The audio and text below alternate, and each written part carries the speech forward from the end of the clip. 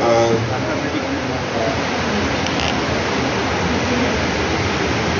या ठिकाणी 3 मंडळी उपस्थित आहेत.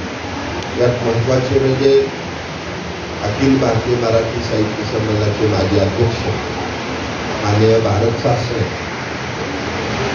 त्याचबरोबर मृणाली तिकडे आणि दादासाहेब गावडे. महत्वाचं म्हणजे भारत शासनाच्या बरोबर मृणाली तिकडे आणि दादासाहेब गावडे यांची मुलाखत होते. ही एक आनंदाची गोष्ट आहे. हा एक फॉर्मॅट झाला पाहिजे. संमेलनाध्यक्ष बरोबर एक 2 लेखक घ्यावेत अशी कल्पना आमच्याकडे होती. एक महिला असावी, एक लेखिका असावी, एक लेखक असावा. हा एक वेगळा प्रयोग आपण करतो आहोत. तसा एक प्रयोग असा केला की जेव्हा अखिल भारतीय मराठी साहित्य संमेलनाचे अध्यक्ष म्हणून भारत शास्त्री यांची निवड झाली, तेव्हा मी असा एक प्रयत्न केला की भारत शास्त्री यांच्या सर्व साहित्यावर एक दिवसाची चर्चासत्र ठेवली. त्याच्यामध्ये भारत शास्त्री यांच्या कथा, भारत शास्त्र्यांची कादंबरी, भारत शास्त्र्यांचं नाटक, भारत शास्त्र्यांचा अनुवाद, भारत शास्त्र्यांच्या कविता, जे त्यांनी वेगवेगळ्या साहित्य क्षेत्रामध्ये केलेलं आहे. कॉलेज जीवनामध्ये त्यांच्या एकांका गाजल्या. तरुण पिढी अक्षरशः त्यांच्या मागं लागायची, तुम्ही लिहा म्हणून. आणि त्याचं एक पुस्तक तयार केलं आपण, ते संस्कृती प्रकाशनने प्रकाशित केलं. त्याच्यामुळे भारत शास्त्रे एका पुस्तकामध्ये सगळ्यांना कळतात आणि त्याच्यामध्ये जे रेफरन्स आहेत ती पुस्तकं घेण्याकडे कल वाढला. आता त्याची दुसरी आवृत्ती, सुधारित आवृत्ती काही भर घालून संस्कृती प्रकाशन करता ही अतिशय आनंदाची बाब आहे. पण भारत शास्त्रे मला असं वाटतं की मराठी साहित्यातलं एक अद्भुत असं व्यक्तिमत्व आहे की या व्यक्तिमत्वामुळं मराठी साहित्यामध्ये वेगवेगळ्या प्रकारची भर पडत आहे. किंवा मी मागाशी सांगितलं तसं आपण नव्हता, परंतु मला असं वाटतं की त्यांचं साहित्य इंग्रजीमध्ये गेल्यानंतर कुकरपर्यंत सुद्धा काही जाऊ शकते अशा प्रकारचं त्यांच्या साहित्यामध्ये ठेवा आहे, त्यांच्या साहित्याचा ठेवा आहे. तर ते उदाहरण मी सांगितलं म्हणून मी आज काही जे लेखक येतील आता इंग्रजी लेखक विशेषतः असलेले की कन्नडमधलं मुक्ताका बारू यांचं एक पुस्तक आहे कथांवरचं, आणि ह्या कथांचा इंग्रजीमध्ये अनुवाद दीपा भास्के यांनी केला. पहिल्यांदा कसं घडलं की भारतातल्या एका लेखिकेने भारतातल्या एका लेखिकेचा कथांचा अनुवाद इंग्रजीमध्ये केला आणि त्याला बुकर मिळालं. ते पहिल्यांदा घडलेलं. त्याच्यापुढे रेत समाधीचं झालं. रेत समाधीची हिंदी कादंबरी होती, ती अमेरिकन लेखिकेने इंग्रजीमध्ये अनुवाद केला. याचा अर्थ असा होतो की भारतीय जो एक साहित्याचा पट आहे, संस्कृतीचा पट आहे, तो तमिळ भाषेमधला असेल, कन्नड भाषेतला असेल, मराठी भाषेतला असेल. हिंदी त्या मानाने नवी आहे त्या मानाने, परंतु मग हिंदीचं जेव्हा इंग्रजीमध्ये भाषांतर होतं, नवी भाषा असून सुद्धा आणि ती बुकरपर्यंत पोचते, याचाच अर्थ या भाषेमधलं साहित्य इंग्रजीमध्ये गेलं पाहिजे. हा एक महत्त्वाचा मुद्दा मला अधोरेखित एवढ्यासाठी करायचा आहे की या प्रदर्शनामध्ये फक्त मराठी पुस्तकं नाही आहेत, इंग्रजीची आहेत, तमिळ आहेत, कन्नड आहेत, सगळ्या भाषेची पुस्तकं आहेत. आणि याचं वैशिष्ट्य आहे, राजन यांचं वैशिष्ट्य ते आहे. त्याच्यामुळं या ठिकाणी तुमच्या सर्वांचं सुद्धा मी स्वागत करतो आणि राजनांना विनंती करतो. आणि या ठिकाणी निर्मोही फडके या ठाण्याहून आलेले आहेत. त्यांची बरीच पुस्तकं प्रसिद्ध आहेत. त्यांच्या पुस्तकांवर वेगवेगळ्या ठिकाणी एकांका झालेले आहेत. वेगवेगळ्या पुस्तकांची अभिवाचनाचे कार्यक्रम होतात. अशा बऱ्याच गोष्टी आहेत. ते त्यांच्या योगाच्या मध्ये ते बोलतील त्या पद्धतीतून. आपल्याला साधारणपणे 1.5 तास वेळ आहे, त्यामुळे काही अडचण नाही. तर मी राजनांना विनंती करतो की प्रथम आपण सर्वांचं स्वागत करूया. माननीय भारत शास्त्री यांचं स्वागत पहिल्यांदा आपण करतो आहोत.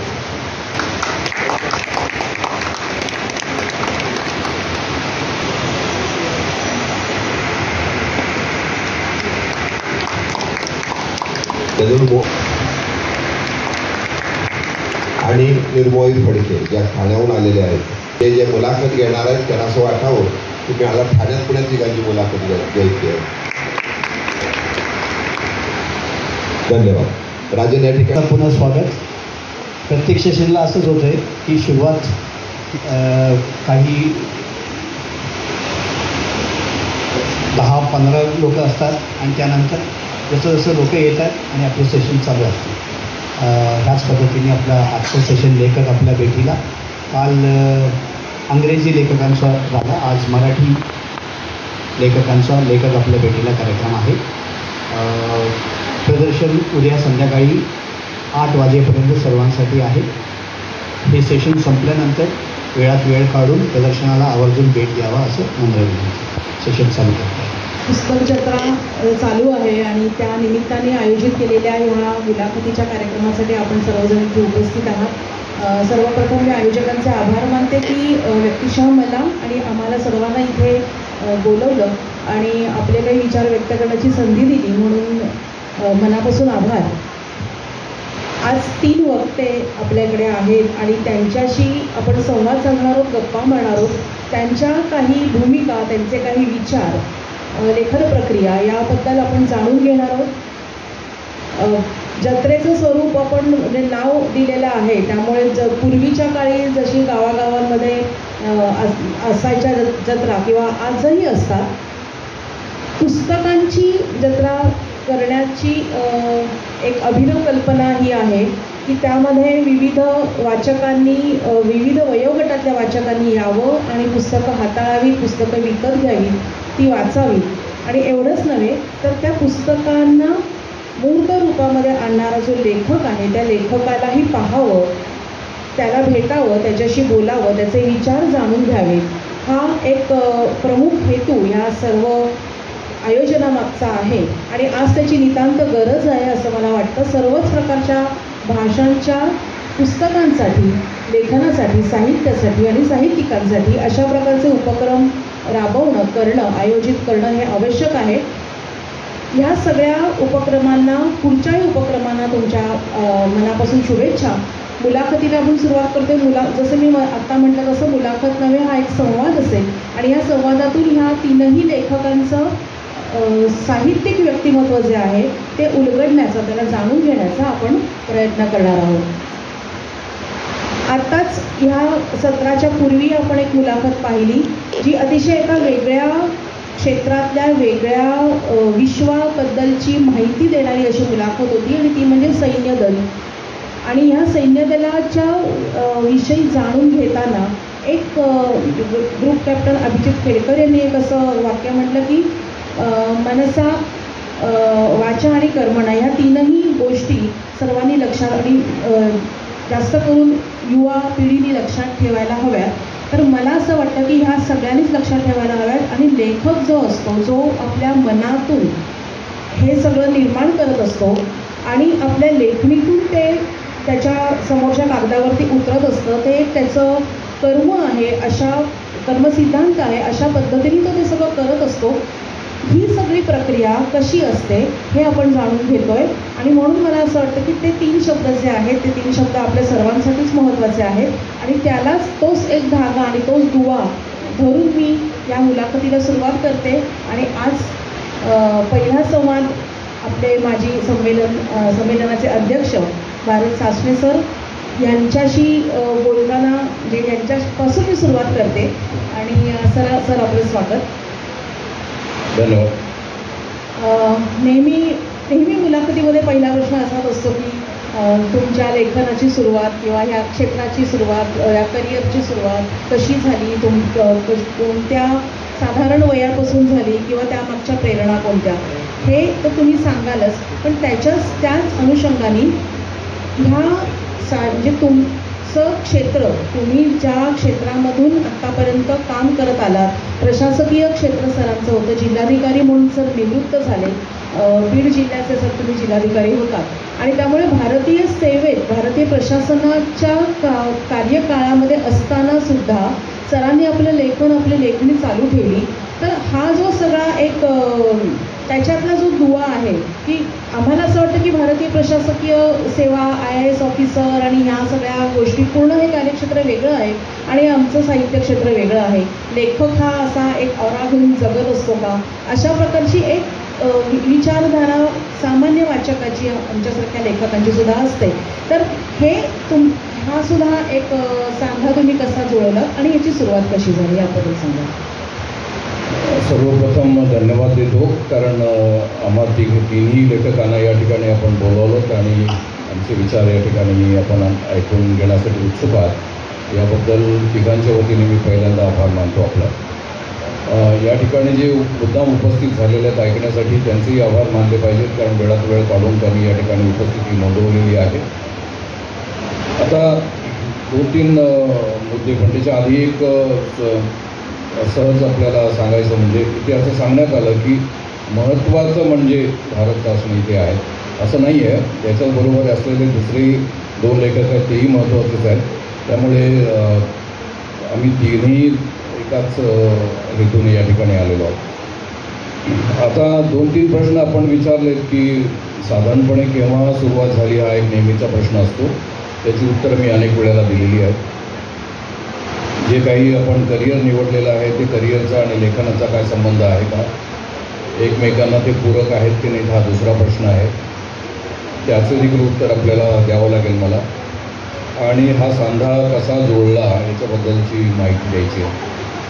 थोडक्यामध्ये ते सांगण्यापूर्वी मी एक सहज मला आठवलं म्हणून या ठिकाणी आपल्या माहितीसाठी सांगतो की स्वातंत्र्यपूर्व काळामध्ये जेव्हा ब्रिटिश म्हणजे ज्याला आपण इंग्रजी राजवट होती त्यावेळेला जी अधिकारी मंडळी काम करायची या समाजामध्ये, त्यांची एक आपल्याकडे बघायची तुच्छतापूर्वक दृष्टिकोन जरी त्यांचा असला, आणि तो होताच, कारण आपण नेटिव्ह होतो आणि ते राज्यकर्ते होते, त्यामुळे ते आपल्या डोक्यावर बसून त्यांनी हा देश चालवलेला आहे आणि आपण सगळे त्यांचे गुलाम होतो अशी त्यांची धारणा होती. हे जरी असलं तरी त्यांच्यामध्ये एक प्रकारची परंपरा होती ती म्हणजे ज्ञानाची उपासना करणं. त्यामुळे आर्किओलॉजी वगैरे इत्यादी सगळ्या ज्या काही गोष्टी आहेत त्या ब्रिटिशांनी स्थापन केल्या आणि त्यातून त्यांनी या मराठी या भारताचं जे काही संस्कृती आहे त्या संस्कृतीचा शोध घेण्याचा प्रयत्न केलेला आहे. त्यामुळे ज्याला आपण जवळपास फाउंडेशन म्हणतो, हा सगळे फाउंडेशन त्यांनी आखून दिलेले आहे. आता त्यांच्यामध्ये उत्तम प्रकारचे लेखक देखील होते. एका बाजूने त्यांनी स्वच्छता बाळगली जरी असली तरी त्यांच्यामध्ये विद्वान होते, अभ्यासक होते, भाषेचा अभ्यास करणारी मंडळी होती, इतिहास कार्य करणारी होती, संस्कृत भाषा शिकणारे लोक होते. या सगळ्यांची एक परंपरा आपल्या प्रशासनामध्ये आहे. त्यामुळे प्रशासनामध्ये अजिबात लेखक जन्मत नाहीत किंवा संशोधक जन्मत नाहीत असं समजायचं कारण नाही. आपल्याकडे 1947च्या आधीपासून ही परंपरा आहे. पुढे जेव्हा ICS प्रकार आला, नंतर तो IS मध्ये कन्वर्ट झाला, त्याही वेळेला त्यामध्ये असलेली जी काही अधिकारी होते काम करणारी आणि ती सगळी मंडळी बुद्धिमान होती, अभ्यासक होती, इतिहास जाणणारी होती, कार्य करणारी होती आणि क्रिएटिव्ह फील्डशी संबंधित अशी होती. त्यामुळे ISला आणि ICSला देखील एक परंपरा आहे. ही क्षीण परंपरा जरी असली तरी निश्चितपणे त्यामध्ये काम करणारी आहे. मराठीच्या बाबतीमध्ये म्हणायचं झालं तर आपल्याला शेवटची आठवण मर्ढेकरांची, कवी मर्ढेकरांची घेता येईल की त्यांचा संबंध ते पास झाले नाहीत आणि ICSमध्ये गेले नाहीत हा जरी भाग असला तरी त्यांचा संबंध या प्रशासनाशी अशा अर्थानं आलेला आहे. आणि आता तर जी मंडळी जिल्हाधिकारी म्हणून काम करून निवृत्त झालेली आहेत अशी 3-4 तरी आपल्याला नावं घेता येतील की जी मंडळी आज मराठीमध्ये लिहितात. परंतु हे जरी आजचं चित्र असलं तरी आपला प्रश्न असा आहे की हे पूर्वी कसं काय घडवलं असेल तुम्ही आणि काय झालेलं असेल. तर त्या संदर्भामध्ये मला असं सांगायचं आहे की हा नेमका जो सांधा आहे तो कसा जोडला गेला. तर सर्वसामान्य माणूस, आता लेखकाची स्वतःची भूमिका किंवा त्याची प्रतिज्ञा काय असते किंवा काय असली पाहिजे किंवा काय असावी, या संदर्भात मला असं वाटतं की सर्वसामान्य जो माणूस आहे तो केंद्रबिंदू मानून त्याने लिहिलं पाहिजे. कारण त्याचं सगळं लिखाण हे त्याच्यासाठी आहे आणि त्याच्या सुखदुःखांचा मागोवा लेखकाने घ्यायचा आहे. त्यामुळे त्याच्या सुखदुःखाचा मागोवा घेत असताना आणि हा सर्वसामान्य माणूस केंद्रबिंदू असताना संबंध काही क्रिएटिव्हिटी तुमची आहे ती त्याच्या भोवती गुंफत असताना याच माणसाला महत्त्व दिलं पाहिजे हे उघड आहे. त्यामुळे त्या सर्वसामान्य माणसाबद्दल करुणा शब्द मी वापरतो, परंतु थोडासा हरकतीचा प्रश्न असेल तो, पण त्याच्याबद्दल एक कुठेतरी करुणा वाटली पाहिजे, कुठेतरी आस्था वाटली पाहिजे, प्रेम वाटलं पाहिजे, तो आपला आहे असं वाटलं पाहिजे. असं ज्यांना ज्यांना वाटतं त्यांनी प्रशासनातली शिस्त आपल्या लेखनामध्ये आणली आणि लेखनातला विवेक त्यांनी प्रशासनामध्ये आणलेला आहे. असं करत असताना मी देखील हे करत आलो. त्यामुळे सर्वसामान्य माणूस जो समोर येतो तो एक अर्ज घेऊन येतो, तेव्हा हा जो काही अर्ज आहे ही एक त्याच्यात त्याची वेदना लपलेली आहे, त्याचं दुःख आहे, तो काहीतरी सांगू पाहतो आहे. ते आपल्याला जर नक्की कळालं तर हा सर्व एक साधा अर्ज ही एक लघुकथा असू शकते आणि अशा अनेक अर्जांचं जेव्हा संकलन होतं तेव्हा ती कादंबरी असू शकते. तेव्हा प्रशासकीय अधिकाऱ्यांनी या सर्वसामान्य माणसाकडे कसं बघावं यावर या सगळ्या जाणीवेच्या गोष्टी अवलंबून आहेत. माझ्या बाबतीमध्ये सुदैवाने मला हे शक्य झालं की मी विवेक इकडे आणला आणि लेखनामध्ये शिस्त आणली. त्यामुळे मी प्रचंड काम एका अर्थानं करू शकलो आणि विवेक आणल्यामुळे बऱ्यापैकी प्रशासनामध्ये देखील काम करू शकलो. हा जो काही सांधा आहे तो त्यामुळे जुळलेला आहे. आता लेखनाचा आणि प्रशासनाचा संबंध काय याचं थोडंसं उत्तर मी आधी दिलेलंच आहे आपल्याला. आता सुरुवात कशी झाली याच्याबद्दल बोलायचं झालं तर साधारणपणे चांगल्या वाचनाची आवड लहानपणापासून निर्माण जर होत असेल आणि वातावरण जर चांगलं असेल भोवती तर कुठेतरी एक जर्म असतो तो मग तुमच्या मनामध्ये येतो, पडतो बीज रूपाने आणि तिथून मग तो हळूहळू पल्लवित व्हायला लागतो. त्यामुळे माझ्याही बालपणी माझ्या आठवणी ज्या आहेत त्या वाचनाच्याच आहेत अधिक. एक आठवण मी नेहमी सांगितली माझ्या लेखनात देखील, माझ्या लेखात देखील ती आलेली आहे की जेव्हा मी अगदी लहान होतो त्यावेळेला धुळे नावाच्या शहरामध्ये वडिलांची बदली झाली होती म्हणून आम्ही होतो आणि काही काळ त्या ठिकाणी मी वर्ष 3 वर्ष 2 वर्ष त्या ठिकाणी असेल. म्हणजे 3री आणि 4थीमध्ये असताना धुळे शहराच्या माझ्या आठवणी अतिशय स्पष्ट आहेत. त्या ठिकाणी ज्या शाळेमध्ये होतो त्या ठिकाणी एक पेटी होती, त्या पेटीत पुस्तकं ठेवलेली असायची आणि त्या गुरुजींनी ती पेटी उघडली आणि सांगितलं की कोणतेही पुस्तक याच्यातून तुम्ही घेऊन जा. माझ्या हातात सुदैवाने मी अशा अर्थानं म्हणतोय अवतरण चिन्हामध्ये की सिंदबादच्या 7 सफरी नावाचं पुस्तक माझ्या हातामध्ये आलं आणि मला असं आठवतं आहे आणि मी असं लिहून पण ठेवलेलं आहे की मी अतिशय आनंदाने उड्या मारत पुस्तक छातीला घट्ट धरून घरी गेलो आणि त्यानंतर माझे दिवस आनंदातच गेले कारण ते पुस्तक मी वाचलं. फॅन्टसीचा किंवा अद्भुत रसाचा संबंध अतिशय योग्य वयामध्ये माझ्याशी आला होता. अनेकांच्या बाबतीमध्ये असं होतं की फॅन्टसीचा किंवा आपल्या भारतीय रसशास्त्रामधल्या अद्भुत रसाचा संबंध त्यांचा जवळजवळ लवकर येतच नाही.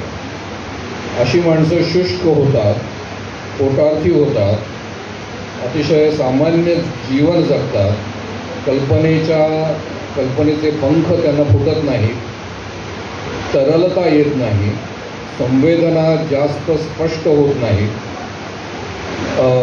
उच्च कलांबद्दल प्रेम निर्माण होत नाही, संगीताबद्दलचं आकर्षण निर्माण होत नाही, चित्रकला समजत नाही आणि ते म्हणतात यातलं आम्हाला काही कळत नाही बुवा.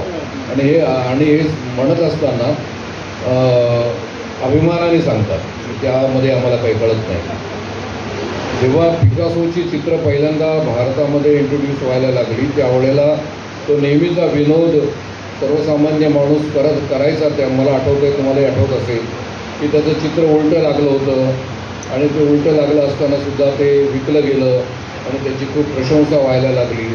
तेव्हा मग ते ॲब्स्ट्रॅक्ट नावाची जी चित्रकला होती, अमूर्त चित्रशैली, तर त्याबाबत देखील आपण सर्वांनी चेष्टा केली त्या काळामध्ये. परंतु नंतर जेव्हा जेव्हा आपली समज वाढत गेली आणि आपलं असं लक्षात आलं की ही चित्रकला काहीतरी वेगळं सांगते आहे आपल्या जगण्याबद्दल, तेव्हा आपण थोडं गंभीर होत गेलो.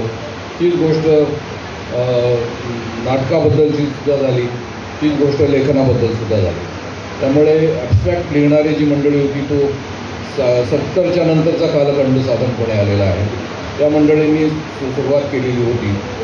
तेव्हा ज्यांचा फॅन्टसीशी कमी संबंध येतो त्यांच्या बाबतीमध्ये या अडचणी येतात कारण त्यांचा व्यक्तिमत्व विकास त्यांचा होत नाही असं बालमानसशास्त्र सांगतं आहे. सुदैवाने मला फार लवकर भूतरसाचा संपर्क आला. चांदोबा आमच्या घरी येत असे त्या काळात आणि चांदोबाचे अनेक अंक आम्ही संग्रही ठेवलेही होते त्या काळात. त्यामुळे चांगलं वाचन, चांगलं वातावरण, चांगल्या पद्धतीचं जे संस्कार हे होत गेल्यामुळे माझ्या लेखनाची सुरुवात अगदी लेखकपणाची सुरुवात खूप लहानपणे झालेली आहे. आणि प्रत्यक्ष लिखाण मात्र शाळा कॉलेजमध्ये असताना जेव्हा ते जी वार्षिकं निघत असत त्यामध्ये कथा लिहिणं, कविता लिहिणं इथून झालेली आहे. तेव्हा साधारणपणे हा जरी प्रवास तसा सामान्य असला तरी खूप आधीपासून त्याला बीजाचं रूपांतर झालं आणि पल्लवित व्हायला लागलं हे महत्त्वाचं आहे, ते मी सांगू इच्छितो. सरांनी आत्ता जो उल्लेख केला अद्भुत रसाचा, सर आपण त्याकडे नंतरही येऊ, बालसाहित्याच्या निमित्ताने आपण बोलणारच आहोत.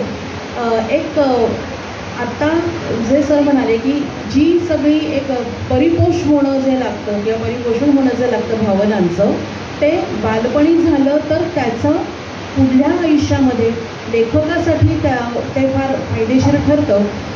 इथे मला एक मराठीतला लोक परंपरेतला एक शब्द आठवतोय, तो म्हणजे झिलाण, की ज्याला आपण म्हणू ओलसर जमीन, जिच्यामध्ये आर्द्रता असते, अशी जमीन निर्माण होणं लेखकासाठी बालवयात म्हणा कुमारवयात म्हणा हे खूप आवश्यक असतं.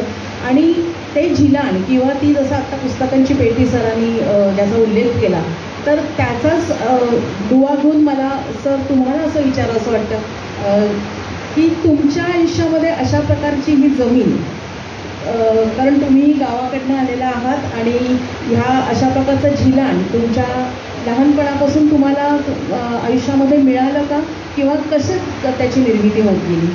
नमस्कार. आताच सासरे सरांनी सांगितलं, लेखकाच्या जडणघडणीची जी निर्मिती आहे ती सर्वांची त्याच पद्धतीने होते, त्याशी मी सहमत आहे. माझी सुरुवात जात्यावरच्या ओळीपासून झाली. मोठेवरचं गाणं मी ऐकलं आणि हे मोठेवरचं गाणं मला जसं जसं शिक्षण झाल्यानंतर ते मला शिरवाडकरांपर्यंत घेऊन गेलं. तुमचं शिक्षण लागला. शब्दांना ते 7 सुरांच्या शारदेच्या हाती विना कविता म्हणजे कोसळणाऱ्या आभाळाची बाळंत वेळा, ही बाळंत वेळा मला शिरवाडकरांपर्यंत घेऊन गेली. माझ्या आयुष्यात असे अनेक गोड अपघात झाले आणि त्या अपघातामुळे माझ्याचं साहित्य झालं. खरं तर मी कामगार श्रमिक जीवनाचा प्रतिनिधित्व करतो. नारायण सुर्वे यांनी आमच्या हातानं लिहितं गेलं आणि कामगाराची लेखणीला बळ आलं. तर ही अशी जडणघडण, या जडणघडण स्थितीमातीत पाडलेलो मी. आणि म्हणतात ना, वेदनेचं साहित्य हे असं साहित्य असतं. आम्ही वेदना जगत आलो आणि ती शब्दात मांडत आलो आणि त्यातून माझी साहित्य लेखनाला सुरुवात झाली. त्याचवर खूप काही लिहिलं, खूप काही साहिलं. माझा प्रवास शिरवाडकरांपासून सुरू झाला, तो आत्ता डॉक्टर श्रीपाद सरदेसाईंपर्यंत घेऊन आला. मधल्या या प्रवासामध्ये शांताबाई भेटल्या, राम शेवाळकरांनी माझ्या पुस्तकाला प्रस्तावना दिली, राजा जाधव, नाशिक इनामदार, ही अशी बिगर मंडळी मिळाली. यांच्या उशीत मी वाढलं गेलो आणि मी कधीही अशी प्रसिद्धी माध्यमांच्या पुढे गेलोच नाही. मी आपला फक्त लिहित राहिलो, अजूनही मी लिहितो. तर अशी ही लिहिण्याची प्रक्रिया जडणघडण झाली, ही स्थितीमाती जडणघडण झाली. कारण पोटाची जी वेदना आहे ती वेदना मला लिहितं करून गेली. आणि नंतर सूर्यसाहेबांचं ज्यावेळेला माझे विद्यापीठ वाचलं, शिरवाडकरांचं विशाखा वाचलं आणि त्या विशाखानं माझ्या लेखणीला शब्दांना बळ आलं. आत्ता जात्यावरच्या ओव्यांचा सर आपण उल्लेख केला आणि वेदनेचाही उल्लेख केला. तर हीच वेदना जी आपल्याकडे एका वर्गाची अनेक शतकानुशतकं जिला दाबलं गेलं, अशी वेदना मौखिक रूपाने या जात्यावरच्या ओव्यांमधून किंवा इतर अनेक अभंगांमधून सुद्धा स्त्रियांनी मांडलेली आहे.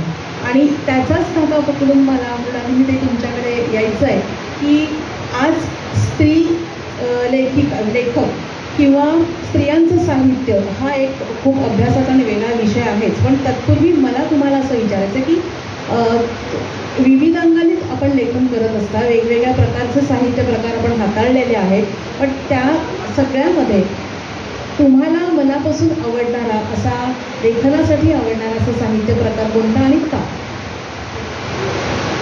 एकच एक प्रकार सांगणं खूप अवघड आहे, पण विचार केला तर मला वाटतं की कथा हा साहित्य प्रकार मला अतिशय आवडतो. म्हणजे बरोबर पाहिलं तर तो अतिशय सोपा आहे असं वाटतं, पण लिहायला तेवढाच तो अवघड असतो. आपण सगळेजण चिवकाऊच्या गोष्टी ऐकतच मोठे झालेलो असतो, पण होतं काय, या गोष्टींमध्ये काय घडलंय हे सांगितलेलं असतं आणि ते का घडलं त्याच्या मागचा जे काही प्रसंग असतात त्याचा शोध घेण्याचा जेव्हा प्रयत्न केला जातो, त्याचा कार्यकारण भाव जाणून घेतला जातो, तेव्हा त्याची कथा होते. आणि हे खूप अवघड असतं. म्हणजे आलेल्या कावळ्याला चिव दार उघडत नाही सगळ्यांना माहिती आहे, पण हे असं का घडलं असेल, त्या कावळ्याचा काही पूर्वानुभव असेल का, त्यांनी त्या चिवच्या पिल्लांना काही केलं असेल का, हे जेव्हा आपण विचार करतो तेव्हा त्याची कथा होत जाते. माझ्याविषयी सांगायचं झालं तर माणसातले नातेसंबंध, एकंदरच माणूस कसा विचार करतो, काय बोलतो, का बोलतो, याच्याविषयी माझ्या मनात अत्यंत कुतूहल आहे. म्हणजे माणसं रागावतात, रुसतात, एकमेकांचा द्वेष करतात आणि एवढं सारं करूनही एकमेकांवर भरभरून प्रेमसुद्धा करतात. या सगळ्या भावभावना या माझ्या दृष्टीने माझ्या कथांचा विषय होऊ शकतो. आणि तसं पाहिलं तर आपल्या रोजच्या आयुष्यात खूप काही घडत असतं, खूप काही बिघडत असतं, असं काही नसतं. पण एखादा प्रसंग, वाचलेलं वाक्य किंवा कुणाच्या तरी बोलण्यातलं एखादं विधान मनात कुठेतरी रेंगाळत राहतं, आत रुजलेलं असतं आणि मग त्यात आपल्या मनातले काही जे भावभावना ते मिसळल्या जातात. कधी कल्पनांचे रंग त्यात आपण घालतो आणि या सगळ्याचा जो मनावर एक ताण येतो ना, तेव्हा असं वाटतं नाही आपण याच्याविषयी लिहिलंच पाहिजे. आणि काय लिहिलं पाहिजे तो कधी कथाचा फॉर्म देतो, कधी कादंबरी असते, कधी कविता असते. पण मला स्वतःला कथा एका विशिष्ट अवकाशात आपलं फार मोठं जग सामावून घ्यायची कपॅसिटी ही कथांमध्ये असते.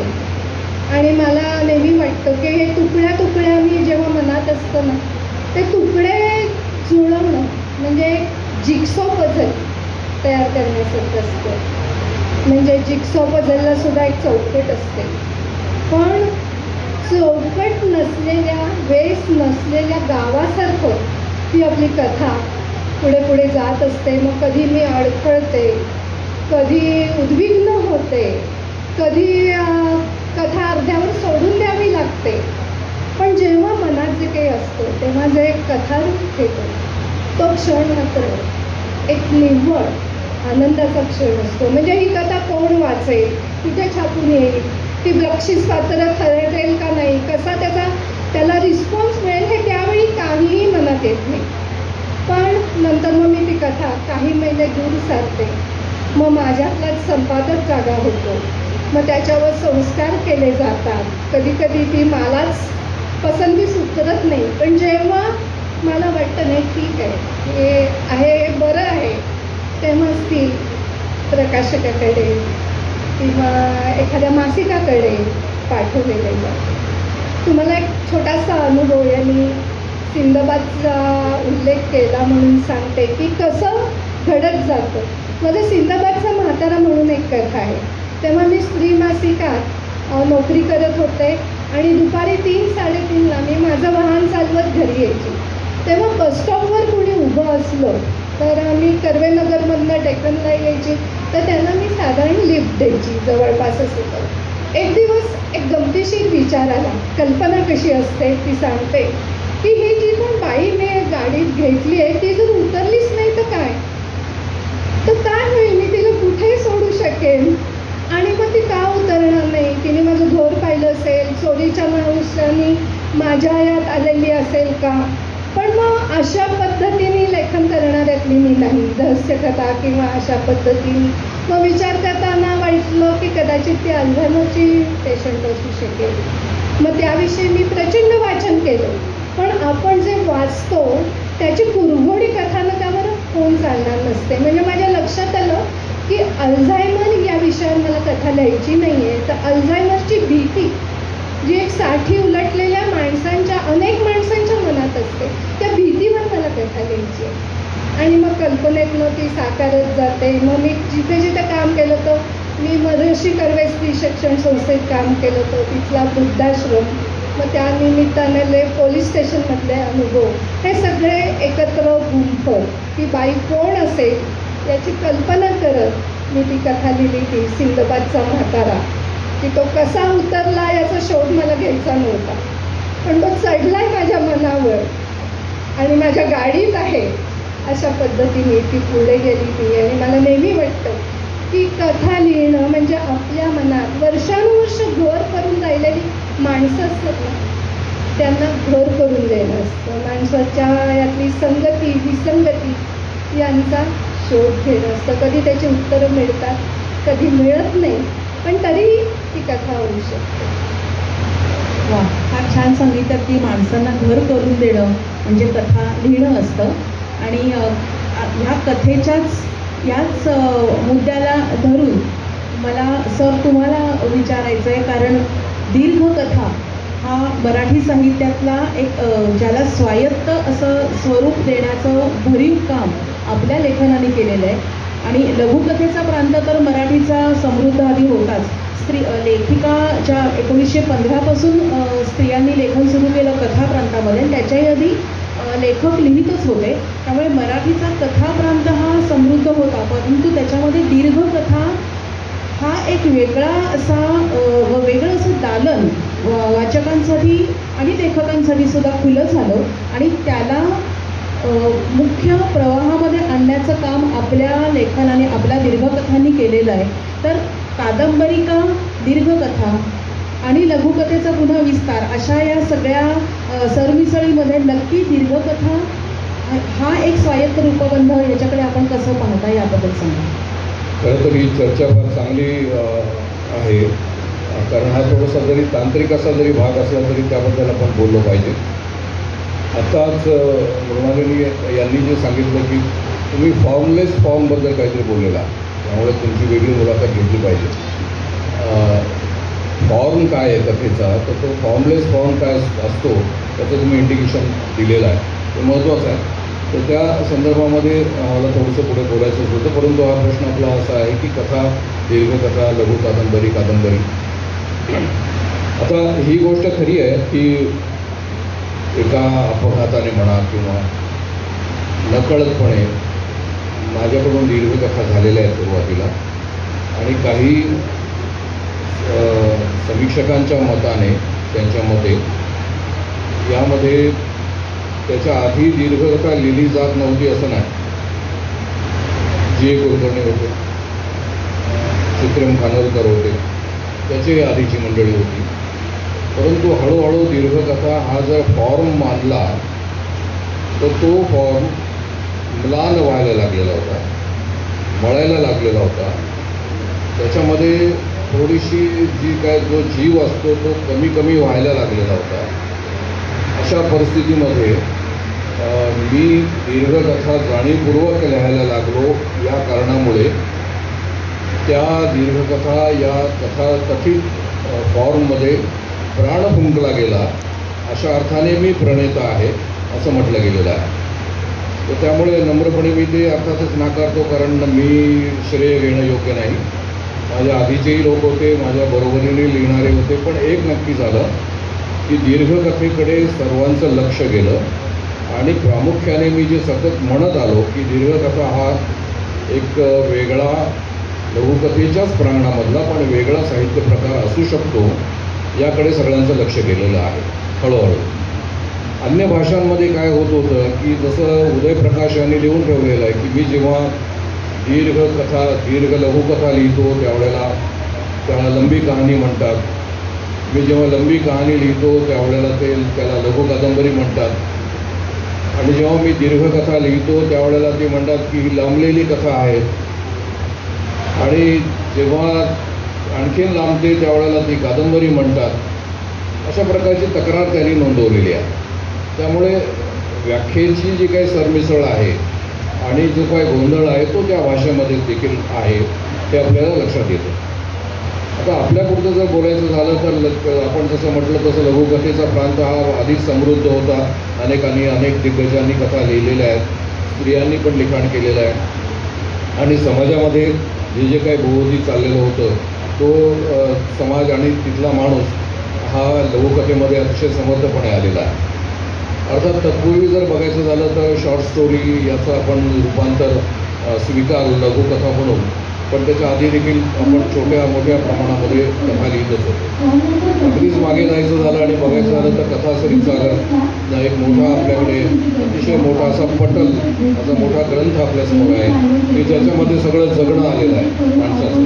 त्यामुळे माणूस कसा आहे, त्याची सायकी कशी आहे, त्याचं जगणं कसं आहे, त्याचं व्यापक कशा स्वरूपाचं सगळं त्याचं अर्थशास्त्र कसं आहे, हे सगळं काही त्या ग्रंथामध्ये आलेलं आहे. त्यामुळे माणसांमध्ये असलेले रिलेशन्स इत्यादी अतिशय मोहक पद्धतीने आपल्याला त्यामध्ये शोधता येतात. ही एक मोठी अशी परंपरा आपल्याकडे असताना आणि अरेबियन नाईटसारखा मोठा ग्रंथ आपल्यासमोर असताना शॉर्ट स्टोरी किंवा लघुकथेचा आरंभ त्यानंतर झाला असं काही मानता येणार नाही, असा माझा मुद्दा आहे. परंतु तरी देखील मराठीमध्ये आपण फडके इत्यादींच्यामुळे लघुकथा रुजायला लागली, काही दीर्घकथाही लिहिल्या गेल्या आणि नंतर मग हळूहळू पुन्हा त्या दुर्लक्षित झाल्या आणि माझ्यासारख्या काहींच्या प्रयत्नामुळे दीर्घकथा पुन्हा आपल्या पायावर उभी राहिलेली आहे. तिची स्वायत्तता ही स्वीकारली पाहिजे, ती नाकारता कामा नये इत्यादी तांत्रिक मुद्द्यांच्या बाबत माझा नेहमी आग्रह राहिला. अगदी पहिल्या दीर्घकथा संग्रहाच्या पहिल्या पानापासून मी ते म्हणत आलेलो आहे. 2 शब्द किंवा लेखकाचे 2 शब्द याच्यामध्ये मी ही कल्पना सतत मांडत आलो की दीर्घकथा ही वेगळी आहे. का वेगळी आहे तर लघुकथा आणि दीर्घकथा याच्यामध्ये जो काही फरक आहे साधारणपणे तो असा लक्षात येतो की दीर्घकथेमध्ये व्यामिश्रता आहे, जास्त पात्रांचा त्याच्यामध्ये समावेश आहे, कालखंड वेगवेगळे असू शकतात, त्यानंतर जे काही द्रव्य त्याच्यामध्ये तुम्ही दिलेलं आहे ते द्रव्य अधिक व्यापक, अधिक विस्तारित आणि अधिक गुंतागुंतीचं असू शकतं. त्यामुळे कथेपेक्षा दीर्घकथा वेगळी आहे. जे कथेमध्ये तुम्हाला लघुकथेत मांडायचं आहे ते तुम्ही मांडू शकत नाही, ते तुम्ही दीर्घकथेमध्ये मांडू इच्छिता. व्याख्या करताना लघुकथेची व्याख्या अनेकांनी दिग्गजांनी केलेली की सुईच्या टोकाप्रमाणे ती अतिशय तीव्र परिणाम करते मनावर आणि दीर्घकथा ही एखाद्या ब्लेडप्रमाणे तुम्हाला कापत जाते इत्यादी इत्यादी. आता ही जी व्याख्या थोडीशी हिंसक आहे पण तरी देखील अशी व्याख्या पुस्तकामध्ये आपल्याला आढळते. तेव्हा सुईच्या टोकाप्रमाणे लघुकथा परिणाम करते हे बरोबर आहे. दीर्घकथा व्यापक असा प्रकारचा एक अनुभव तुम्हाला देते हे बरोबर आहे. परंतु त्यामध्ये देखील लघु कादंबरी हा एक प्रकार थोडासा आपल्याकडे रुजला, लिहिला गेला. अनेक दिग्गजांनी त्यामध्ये प्रयत्न केले. त्यामध्ये देखील दीर्घकथेचंच जे काही द्रव्य आहे ते वापरलं जातं. लिखाण तुम्हाला याच पद्धतीने करावं लागतं, परंतु तरी देखील कादंबरीचा घाट असतो. आणि कादंबरी का नाही तर अर्थातच कादंबरीचा पटल फार मोठा आहे, अधिक विस्तृत आहे आणि त्यामुळे तुम्हाला अनेक कालखंड त्याच्यामध्ये एकत्र करून अनेक पिढ्यांची कथा तुम्हाला सांगता येते. आता अनेक पिढ्यांची कथा लघुकथेची सांगता येईल, दीर्घकथेची सांगता येईल. हे जरी असलं तरी लेखकाला हे नेमकं माहिती असते की मला काय लिहायचं आहे. त्यामुळे तो जेव्हा लघुकथा लिहितो त्यावेळेला क्वचित एखाद्या वेळेला त्याची दीर्घकथा होते देखील. अशा वेळेला तुम्ही जे म्हणताय की लेखकाचा स्वतःशी जो झगडा असतो आणि त्यातून त्याला फॉर्मलेस फॉर्म कसा सापडत जातो, तर हा जो काही विस्तार आहे हा विस्तार देखील त्या प्रक्रियेचा एक भाग आहे. म्हणजे क्रिएटिव्ह प्रोसेसचा तो एक भाग आहे. त्याच्यातूनच लघुकथा निर्माण होते, त्याच्यातूनच दीर्घकथा निर्माण होते. दीर्घकथेचा एक फॉर्म जर आपण स्वीकारायचा ठरवला तर ती कमी कथा आहे, जास्त विस्तारित अशा प्रकारची दीर्घकथा आहे आणि कमी लघु कादंबरी आहे असं म्हणता येईल. तेव्हा त्याच्यामधला हा जो काही भाग आहे हा अतिशय महत्त्वाचा, कारण याच्यामध्ये तुम्हाला खूप काही सांगता येतं माणसाच्याबद्दल, जगण्याच्याबद्दल, जे कदाचित कथेमध्ये सांगता येणार नाही आणि जे कदाचित लघु कादंबरीमध्ये सांगण्याची तुम्हाला आवश्यकता वाटत नाही. अशा वेळेला तुम्ही दीर्घकथा लिहिता. विशेषतः दीर्घकथाच्या 8, 9, 10 माझे दीर्घकथा संग्रह झाले. त्याच्या आधी तितकेच लघुकथा संग्रह झाले. त्यामध्ये प्रामुख्याने मी लघुकथा लिहित असतानाच त्याच्या बरोबरीने दीर्घकथाही लिहायला लागलो आणि एक प्रकारचा ठसा उमटत गेला. साधारणपणे 70 ते 80च्या दशकानंतर अनेक लेखक त्यामुळे प्रेरित झाले आणि त्यांनी दीर्घकथा लिहिली. अर्थात हे मी श्रेय म्हणून सांगत नाही किंवा माझा परिणाम त्यांच्यावर झाला म्हणून सांगत नाही. दीर्घकथेला आवश्यक असलेलं जे वातावरण होतं असायला पाहिजे ते नकळतपणे निर्माण झालं, याकडे मला लक्ष वेधायचं आहे. त्यामुळे हा जो काही भाग आहे, जो फरक आहे, त्याच्यावर विस्ताराने चर्चा मात्र झाली पाहिजे. आपण हा प्रश्न उपस्थित केला आणि फार चांगलं केलं. सर, ह्यालाच फक्त जोडून एक 2 मित्र ही तुमची 75 पानी मला असं वाटतं त्याला जिला कादंबरी असं म्हटलं जातं, पण काही तुमच्या दीर्घकथा ह्या 45 पानी त्याच्याहीपेक्षा जास्त पानांच्या आहेत. तर पानांचा आवाका किंवा नंबर ज्याला आपण म्हणू तोही काही लक्षात घेतला जातो काही जणांच्या मते, की मग ही कादंबरी झाली असेही काही वाद आहेत. मी हा प्रश्न याच्यासाठी विचारते एक उदाहरण घेऊन, की लघुकथा, कविता, नाटक, कादंबरी हे जे ठोस काही प्रकार आहेत त्याच्यामध्ये आता दीर्घकथा हा एक वेगळा साहित्य प्रकार रूपबंध मानावा ह्या टप्प्यापर्यंत आपण आलो. माझा तरी तसा आग्रह प्रथमपासूनच आहे, परंतु समीक्षा क्षेत्रामध्ये त्याचा विरोध राहिला, कारण त्यांना जे शिकवण्यात आलं ते अतिशय खरीव अशा पद्धतीने शिकवण्यात आलेलं आहे की लघुकथा आहे आणि लघुकथेच्या प्रांगणामध्येच तुम्ही दीर्घकथेला बसवलं पाहिजे. वेगळं प्रारूप म्हणून त्याच्याकडे तुम्ही पात्र बघू शकता, पण वेगळा साहित्य प्रकार म्हणून त्याच्याकडे बघण्याचं कारण नाही. अशा प्रकारची चर्चा यापूर्वी देखील झालेली आहे. त्यामुळे त्यांचा विरोध राहिलेला जरी असला तरी प्रत्यक्षामध्ये लेखकाला मात्र त्याचा अनुभव वेगळा येत असतो. त्याला माहिती आहे की आपण कथा लिहित नाही आहोत, आपण लघुकथा लिहित नाही आहोत, आपण दीर्घकथा लिहितो. त्यामुळे त्याचा एक वेगळा साहित्य प्रकार म्हणून जर विचार झाला तर तो व्हायला काहीच हरकत नाही. असा मुद्दा मी अगदी अनेक वर्षांपासून मांडत आलेलो आहे. सर, आता जसं मी चितळे मॅडमला विचारलं तर मला तुम्हालाही विचारायचं की तुम्ही वेगवेगळ्या प्रकारचं लेखन केलेलं आहे आणि आत्ता तुम्ही म्हणाल की गाव मातीतनं सगळं माझं लेखन आलं आहे. याच्याकडे जाऊन तुम्हाला असं वाटतं का की हा लेखन प्रकार मला जास्त माझ्या मनाजवळचा आहे, किंवा कविता म्हणा किंवा कथा म्हणा किंवा कोणतं असं नाहीच आहे. ज्या फॉर्ममध्ये मला लिहावंसं वाटतं, ज्या फॉर्ममध्ये माझं गाव गाड्याचं जे काही आहे मला व्यक्त करायचं ते मी व्यक्त करू शकतो असं तुम्हाला वाटतं? तसं तर माझी सुरुवात कवितेपासून आणि नंतर मी कवितेकडनं मी म्हटलं लेखनाचं कादंबरी वळलं आणि कादंबरी असं आपण का लिहू शकत नाही. कादंबऱ्या बऱ्याच वाचल्या होत्या आणि वाचल्यामुळेच लेखक माझ्यातला घडत गेला. कारण मला वाचायला मिळायचं नाही त्यावेळेस, ग्रंथालय देखील नव्हते आमच्याकडे त्यावेळेला. त्यांना मलाच्या पुण्याला जो कागद बांधून यायचा वर्तमानपत्राचा तो आम्ही वाचायचो. आम्हाला SSC असं काही आम्हाला वाचायला मिळायचं नाही. ज्यावेळेला आम्ही वाचनाला जायचो त्यावेळेला मोठी माणसं वाचत वर्तमानपत्र, आम्हाला वर्तमानपत्र वाचायचं, डोकं वाचायचो आम्ही. अशी आमची परिस्थिती. तर मला तसं आमची तांदूळपासून सुरुवात केली. नंतर की हा फॉन्ट आपण का लिहू नये, तर शिवाडकरांनी सांगितलं तू कविता लिहितो, उत्कृष्ट कविता लिहिली तर दुसरे अजून काय लिहायला सुरुवात केली. म्हणून मी कादंबरी वळाली आणि कादंबरीकडे वळताना मी जयंत दळवींची सारी प्रवासी घडीची वाचली आणि आनंद यादवची झोंबी वाचली होती.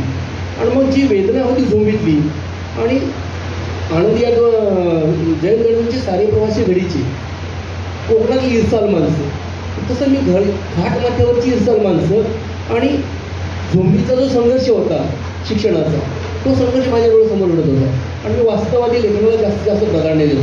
आणि मग ती संवेदना मी त्यात मांडत आलो सातत्यानं. आणि मग त्यातून माझ्या वसवा या कादंबरीची निर्मिती झाली. त्या वसवा कादंबरीला ग.ल. ठोकळे पुरस्कार मिळाला महाराष्ट्र साहित्य परिषदेचा आणि कामगार कल्याण मंडळाचा देखील पहिला पुरस्कार, कामगार लेखनाला पहिला पुरस्कार मिळाला. माझी कादंबरी लेखनाला तिथून सुरुवात झाली. त्यानंतर माझे कविता संग्रह आले, कथा संग्रह आले, तर माझे जवळजवळ 10 कविता संग्रह झाले, 2 कथा संग्रह झाले. आता एक नुकता सकाळी काल बहुताल प्रकाशित केला आणि 2 कादंबऱ्या देखील झाल्या. तर कादंबरी लिहिताना देखील मी खूप अभ्यास करतो. अभ्यास केल्याशिवाय ती कादंबरी त्या कथानकात उतरत नाही. जवळजवळ 2 वर्ष मी त्या कादंबरीचा अभ्यास केला त्या कथानकाचा आणि ती कादंबरी लिहिली आकाश पेंताळा म्हणून. माझ्या शिक्षकांच्या जीवनावरची होती. शिक्षकाचं जगणं किती अवघड असतं, किती वेळ शिक्षक विद्यार्थी घडवतो, त्यांना पायावरती उभं करतो, त्यांना जग दाखवतो, पण त्याचं जग किती फाटलेलं असतं, अंतर्बाह्य फाटले असतं ते मी मांडण्याचा प्रयत्न केला. ती सत्य घटना होती. तर अशा पद्धतीने मी लिहित असतो. तर लेखणी म्हणजे व्यक्त मला शब्दातून व्यक्त होता न व्यक्त होती ती माझी लेखणी व्यक्त होती. आजतागायचा हा माझा अनुभव आहे सातत्याने. पण मला प्रकर्षाने असं बोलायचं फार फ्रेंडली बोलता येत नाही, पण बोलतो ते माझं पुस्तक, माझं पेन आणि माझा कागद बोलतो. आत्तापर्यंत हेच चाललं आहे माझं. आता माझं गाव तसं चांगलं होईल. मी पाहिलेला माझा गाव, आठवणीतला गाव, गावाची संवेदना, कालचा गाव, आजचा गाव आणि जसं म्हणजे गाव राहिलंच नाही. ग्रामीण संस्कृतीची जी घुसमट चालली, म्हणजे शहर भिडले गावाला आणि गाव उरले गावाला, अशी गावाची अवस्था झाली. काय ते गावाचं गाव पण कुठं हरू नये म्हणून गाव कसं चांगलं नावाचं पुस्तक आता माझ्या एवढ्या 1-2 महिन्यात बाहेर पडेल. काय तसं या पद्धतीनं मी लिहितो. आता एक दशा आणि दिशा नावाचं एक IAS अधिकारी जे त्यांच्या जीवनावरचं जे IAS अधिकारी घडताना त्या माणसाला किती प्रयास झाले, तोही असा माझ्या वगैरे विद्रोह आला होता. तर तो IAS अधिकारीपर्यंत पोहोचला, पण त्याचा जो संघर्ष होता तो संघर्ष देखील मी मांडला. आता एक आयुष्याची परिक्रमा नावाचं एक पुस्तक माझं येते, ही चालू आहे. अशा पद्धतीने मी लिहितो सातत्याने. माझं प्राधान्य माझं लेखनावर असतं, मी सातत्याने व्यस्त असतो. तर माझा पिंड हा कामगाराचं जगणं मी मांडत आलो. कारण ही प्रेरणा मला सुरुवाती दिली. कारण लेखी हातालाच बळगणं आणि जगण्याची जी वेदना आहे ती वेदना आम्ही जगत आलो. कारण रोजीरोटीचा सवाल आमचाही होता. आम्ही गावखेड्यातली माणसं अक्षरशः वाळूचे ट्रक चालवायचो आम्ही, 2 रुपये मिळायचे आम्हाला. त्यावेळेला आमची शिक्षण होती. अशा पद्धतीने जगणं होतं, खूप आवड जगणं होतं आणि ते जगण्यातून आमचं साहित्य घडत आलं आणि मी लिहितो आलो आणि अजूनही लिहितो. आता शेवट झाल्यानंतर लेखणीला बरंचसं वेळ मिळालं. खूप काही प्रकल्प आहेत ते सगळे पूर्ण करायचे काय आणि या थोरा मोठ्यांच्या साहित्याच्या सावलीत म्हणजे आशीर्वादाखाली आम्ही वाढलं गेलो. काय शिरवाडकर असतील, नारायण सुरे असतील, शांता शेळके असतील, काय राजा जाधव असतील, नासे इनामदार असतील. नासे इनामदार तर एवढे ज्या वसवा कादंबरी एवढं सुंदर बोलले होते. पहिलीच कादंबरी पुरुषांची अख्खी थिएटरला प्रकाशित झाली माझी. आणि त्यावेळेला नासे इनामदार बोलले की मी ह्या कादंबरीवर बीज भाषण करायचं, माझी बायको खूप अस्वस्थ झाली म्हणून. 150 पानं वाचलं तरी मला समजायला तयार नाही की हा माणूस नेमका कुठं येऊन चालला. मी गावाचा तरी नावाचा इनामदार आहे, खेडे मी याच्यात काम केलेला माणूस आहे, तहसीलमध्ये काम केलेला माणूस आहे. मग ही जे ह्या माणसाला सुचतं आहे हे मला सुचत नाही, पण सगळे प्रसंग घटनाप्रसंग येतात. तर हे सगळं मी पाहिला अनुभव होतं. पण ह्या माणसाला नेमकं यातून सांगायचे काय. 150 पानानंतर मला हे सगळं कथानक उलगडत गेलं काय. त्यावेळेला कळलं की ह्या कादंबरीकार किती नवीन पहिली कादंबरी असली तरी हा माणूस किती अभ्यासपूर्ण लिहितो. त्यामुळे खूप कौतुक वाटलं मला. नासेगाव त्यानंतर 1 वर्षामध्ये 5-6 महिन्यात दिवस आले काय. ही माणसं आणि तो पिंड मी अजूनही धरला आहे लिहिण्याचं लिखाण की आपलं लिखाण विकाऊ नाही तर टिकावं राहिलं पाहिजे. विकावण्याचा कधीच प्रयत्न केला पाहिजे. चाललं प्रसिद्धी होईल प्रकाशन पुढे. आता माझं अजून पाठ झाले नाही नावाचं 574 मनाचं आत्मकथन राहतं. मला वाटतं कामगार जगतामध्ये पहिलंच असतं किंवा लिहिले असते काही लोकांनी ते मला माहीत नाही. पण खूप दीर्घ आणि अगदी शाळेत जाण्यापासून तर सेवानिवृत्त होईपर्यंत जो काही लेखाजोखा आहे, जे काय व्यथावेदना त्या सगळ्या मी मांडतो. माझ्यातला साहित्य कसा घडला हे मी त्या अजून पाठ झालं नाही मध्ये मी सांगितलं. कामगार आहे, तळपती तलवार आहे, तर ती तळपती तलवार तुमच्या लेखणीतून वाचकांपर्यंत पोहोचते आणि ती पोहोचत राहावी. आत्ता सरांनी सांगितलं त्याप्रमाणे ह्या ज्या व्यथा वेदना लेखकाच्या लेखणीतून येत असतात ते त्याचं स्वतःचं लेखन असतं किंवा स्वतःचा अनुभव असतो. कथांमध्ये सुद्धा काही वेळेला ते येतच असतं. पण तरीसुद्धा याच्यातला आणखीन एक वेगळा असा रूपबंध आहे तो म्हणजे चरित्रात्मक लेखन. आणि चरित्रात्मक लेखन हा आणखीन एक वेगळा ज्याला आपण म्हणू की ज्याला एक ज्याच्यामध्ये आव्हान आहे खूप. काही गोष्टी त्याच्यामध्ये खूप सांभाळाव्या लागतात अशा प्रकारचा रूपबंध आपण हाताळलेला आहे मॅडम, चितळे मॅडम. आणि आत्ता त्याला आमच्याच मला सांगायला आनंद होईल की आमच्या ठाण्याच्या मराठी ग्रंथसंग्रहालयाने मृणालिनी चितळे यांच्या नीलू निरंजना ह्या चरित्रात्मक पुस्तकाला, ग्रंथाला श्रीस्थानक पुरस्कार दिला मागच्याच महिन्यामध्ये. आणि त्यामुळे, आणि मी ते वाचलेलं आहे नीलू निरंजना, त्यामुळे मला कुतूहल आहे की त्याबाबत आपण सांगावं की चरित्रात्मक लेखन आणि आपला अनुभव. चरित्रात्मक लेखन म्हटलं तर मी आत्तापर्यंत 6 चरित्र लिहिलेली आहेत. आपल्या आजूबाजूला बरीच माणसं असतात किंवा नव्याने भेटतात, त्यांच्या असं काहीतरी विलक्षण जाणवतं की वाटतं की नाही आपण यांच्यावर लिहिलं पाहिजे. आणि ज्यांची चरित्र मी लिहिली आहेत त्यांच्यातल्या काही व्यक्ती या हयात नाही आहेत आणि काही हयात आहेत. या दोन्ही विषयी लिहिताना वेगवेगळी आव्हानं असतात. म्हणजे ज्या व्यक्ती हयात नाही त्यांच्याबद्दलची माहिती, म्हणजे त्यांना आलेली पत्र, त्यांच्याविषयी जे लिखाण झालं आहे, त्यांनी जे लिखाण केलेलं आहे, किंवा त्यांच्या आजूबाजूच्या ज्या व्यक्ती आहेत ज्या जिवंत आहेत त्यांच्याशी बोलून त्यांच्याकडून माहिती घेऊन ते चरित्र लिहायचं असतं. आणि हे चरित्र लिहिताना जे कथामध्ये आपल्याला एक मोकळीक असते की आपल्या कल्पनेचा रंग त्यात आपण मिसळू शकतो, ती अजिबात नसते. ते मॅटर ऑफ फॅक्टच व्हायला लागतं. त्यातल्या ज्या व्यक्ती हयात नाही आहेत त्यांच्यापैकी दोघांचा मला उल्लेख करावासा वाटतं की आनंदीबाई जोशी यांचं चरित्र, की कुमारबाई म्हणजे कॉलेजमध्ये जाणाऱ्या मुलांना डोळ्यासमोर ठेवून तुम्ही लिहा. म्हणजे आजकाल इतकी लोक परदेशी शिकायला जातात. आणि आपल्या सगळ्यांना माहिती आहे आनंदीबाई त्या काळात 19व्या शतकात तिथे गेली. मग तेव्हाची आव्हानं, आत्ताची आव्हानं, तेव्हाची परिस्थिती, आत्ताची परिस्थिती याचा थोडासा तुलनात्मक मी अभ्यास करत गेले. आणि आनंदीबाईंचं चरित्र लिहिताना मी इतकी त्यात गुंतत गेले होते की ती एक महान शोकांतिका आहे. म्हणजे इथली एक सामान्य नाहीच, विलक्षण बुद्धिमत्ता असलेली मुलगी केवळ नवऱ्याची महत्त्वाकांक्षा म्हणून अमेरिकेला जाते. आणि त्यावेळची परिस्थिती, म्हणजे कधी कधी असं वाटतं ना की या बाईला, इतक्या हुशार बाईला स्वतःच्या शरीराची हात कशी नाही कळली. त्या स्वतः TB होऊन गेल्या आणि डॉक्टर झाल्यावर 6 महिन्यात त्यांचं निधन घेतलं. पण त्यात इतकं शोकनाट्य आहे. आणि प्रत्येक चरित्र, प्रत्येक त्यातली व्यक्ती ही काळाच्या संदर्भात आपल्याला तपासून पाहायला लागते. म्हणजे त्यांच्या नवऱ्याने, गोपाळरावांनी एवढं मोठं स्वप्न पाहिलं पण ते त्यांना पेललं नाही. त्यांनी इतक्या प्रकारे आनंदीला त्रास दिला. आणि ती त्या चौकटीच्या बाहेर, म्हणजे हिंदुस्थानातली माणसं माझ्याविषयी काय बोलती याचं प्रचंड दडपण घेऊन ती अमेरिकेत राहिली. आणि हे सगळं लिहिलं. आणि आज असं वाटतं की प्रश्न बदलले पण त्यांचे चेहरे बदललेत, फक्त मूळ प्रश्न तसेच राहिलेले आहेत. आजही शिक्षणासाठी किंवा अन्य कारणांनी परदेशी जाणाऱ्या मुलांना वेगळ्या प्रश्नांना तोंड द्यावं लागतं. त्यांच्या घरच्यांचे प्रश्न असतात. आणि हे सगळं कुठेतरी रीडिंग बिटवीन लाईन्स ज्याला म्हणतात त्या पद्धतीने पोचावं असं छोटं खाली ते चरित्र होतं. दुसरं मला एक सांगायचं वाटतं की भगिनी निवेदिता, त्यांच्याविषयी मला लिहायला सांगितलं तेव्हा मलाही माहिती नव्हतं की स्वातंत्र्य लढ्यात भगिनी निवेदितांचा एवढा मोठा सहभाग होता. म्हणजे विवेकानंद प्रकाशनाने त्यांचे 4 भागात चरित्र लिहायचं होतं. त्यांचं एक काहीतरी शैक्षणिक क्षेत्रात कलावंत म्हणून, आणि एक जन्मत त्यांची माहिती माझ्याकडे स्वातंत्र्य लढ्याचं होतं. म्हणजे विवेकानंदांचा एक आध्यात्मिक गुरु म्हणून त्या भारतात आल्या, पण त्यांची मूळ प्रवृत्ती जी लढाऊ होती त्या आयर्लंडच्या होत्या. आणि त्या प्रवृत्तीला त्या पायबंद घालू शकल्या नव्हत्या. त्यांनी भूमिगत राहून इतक्या प्रकारे आपल्या लढ्याला, म्हणजे सत्याग्रह असतील किंवा त्या कलकत्त्याला राहत होत्या.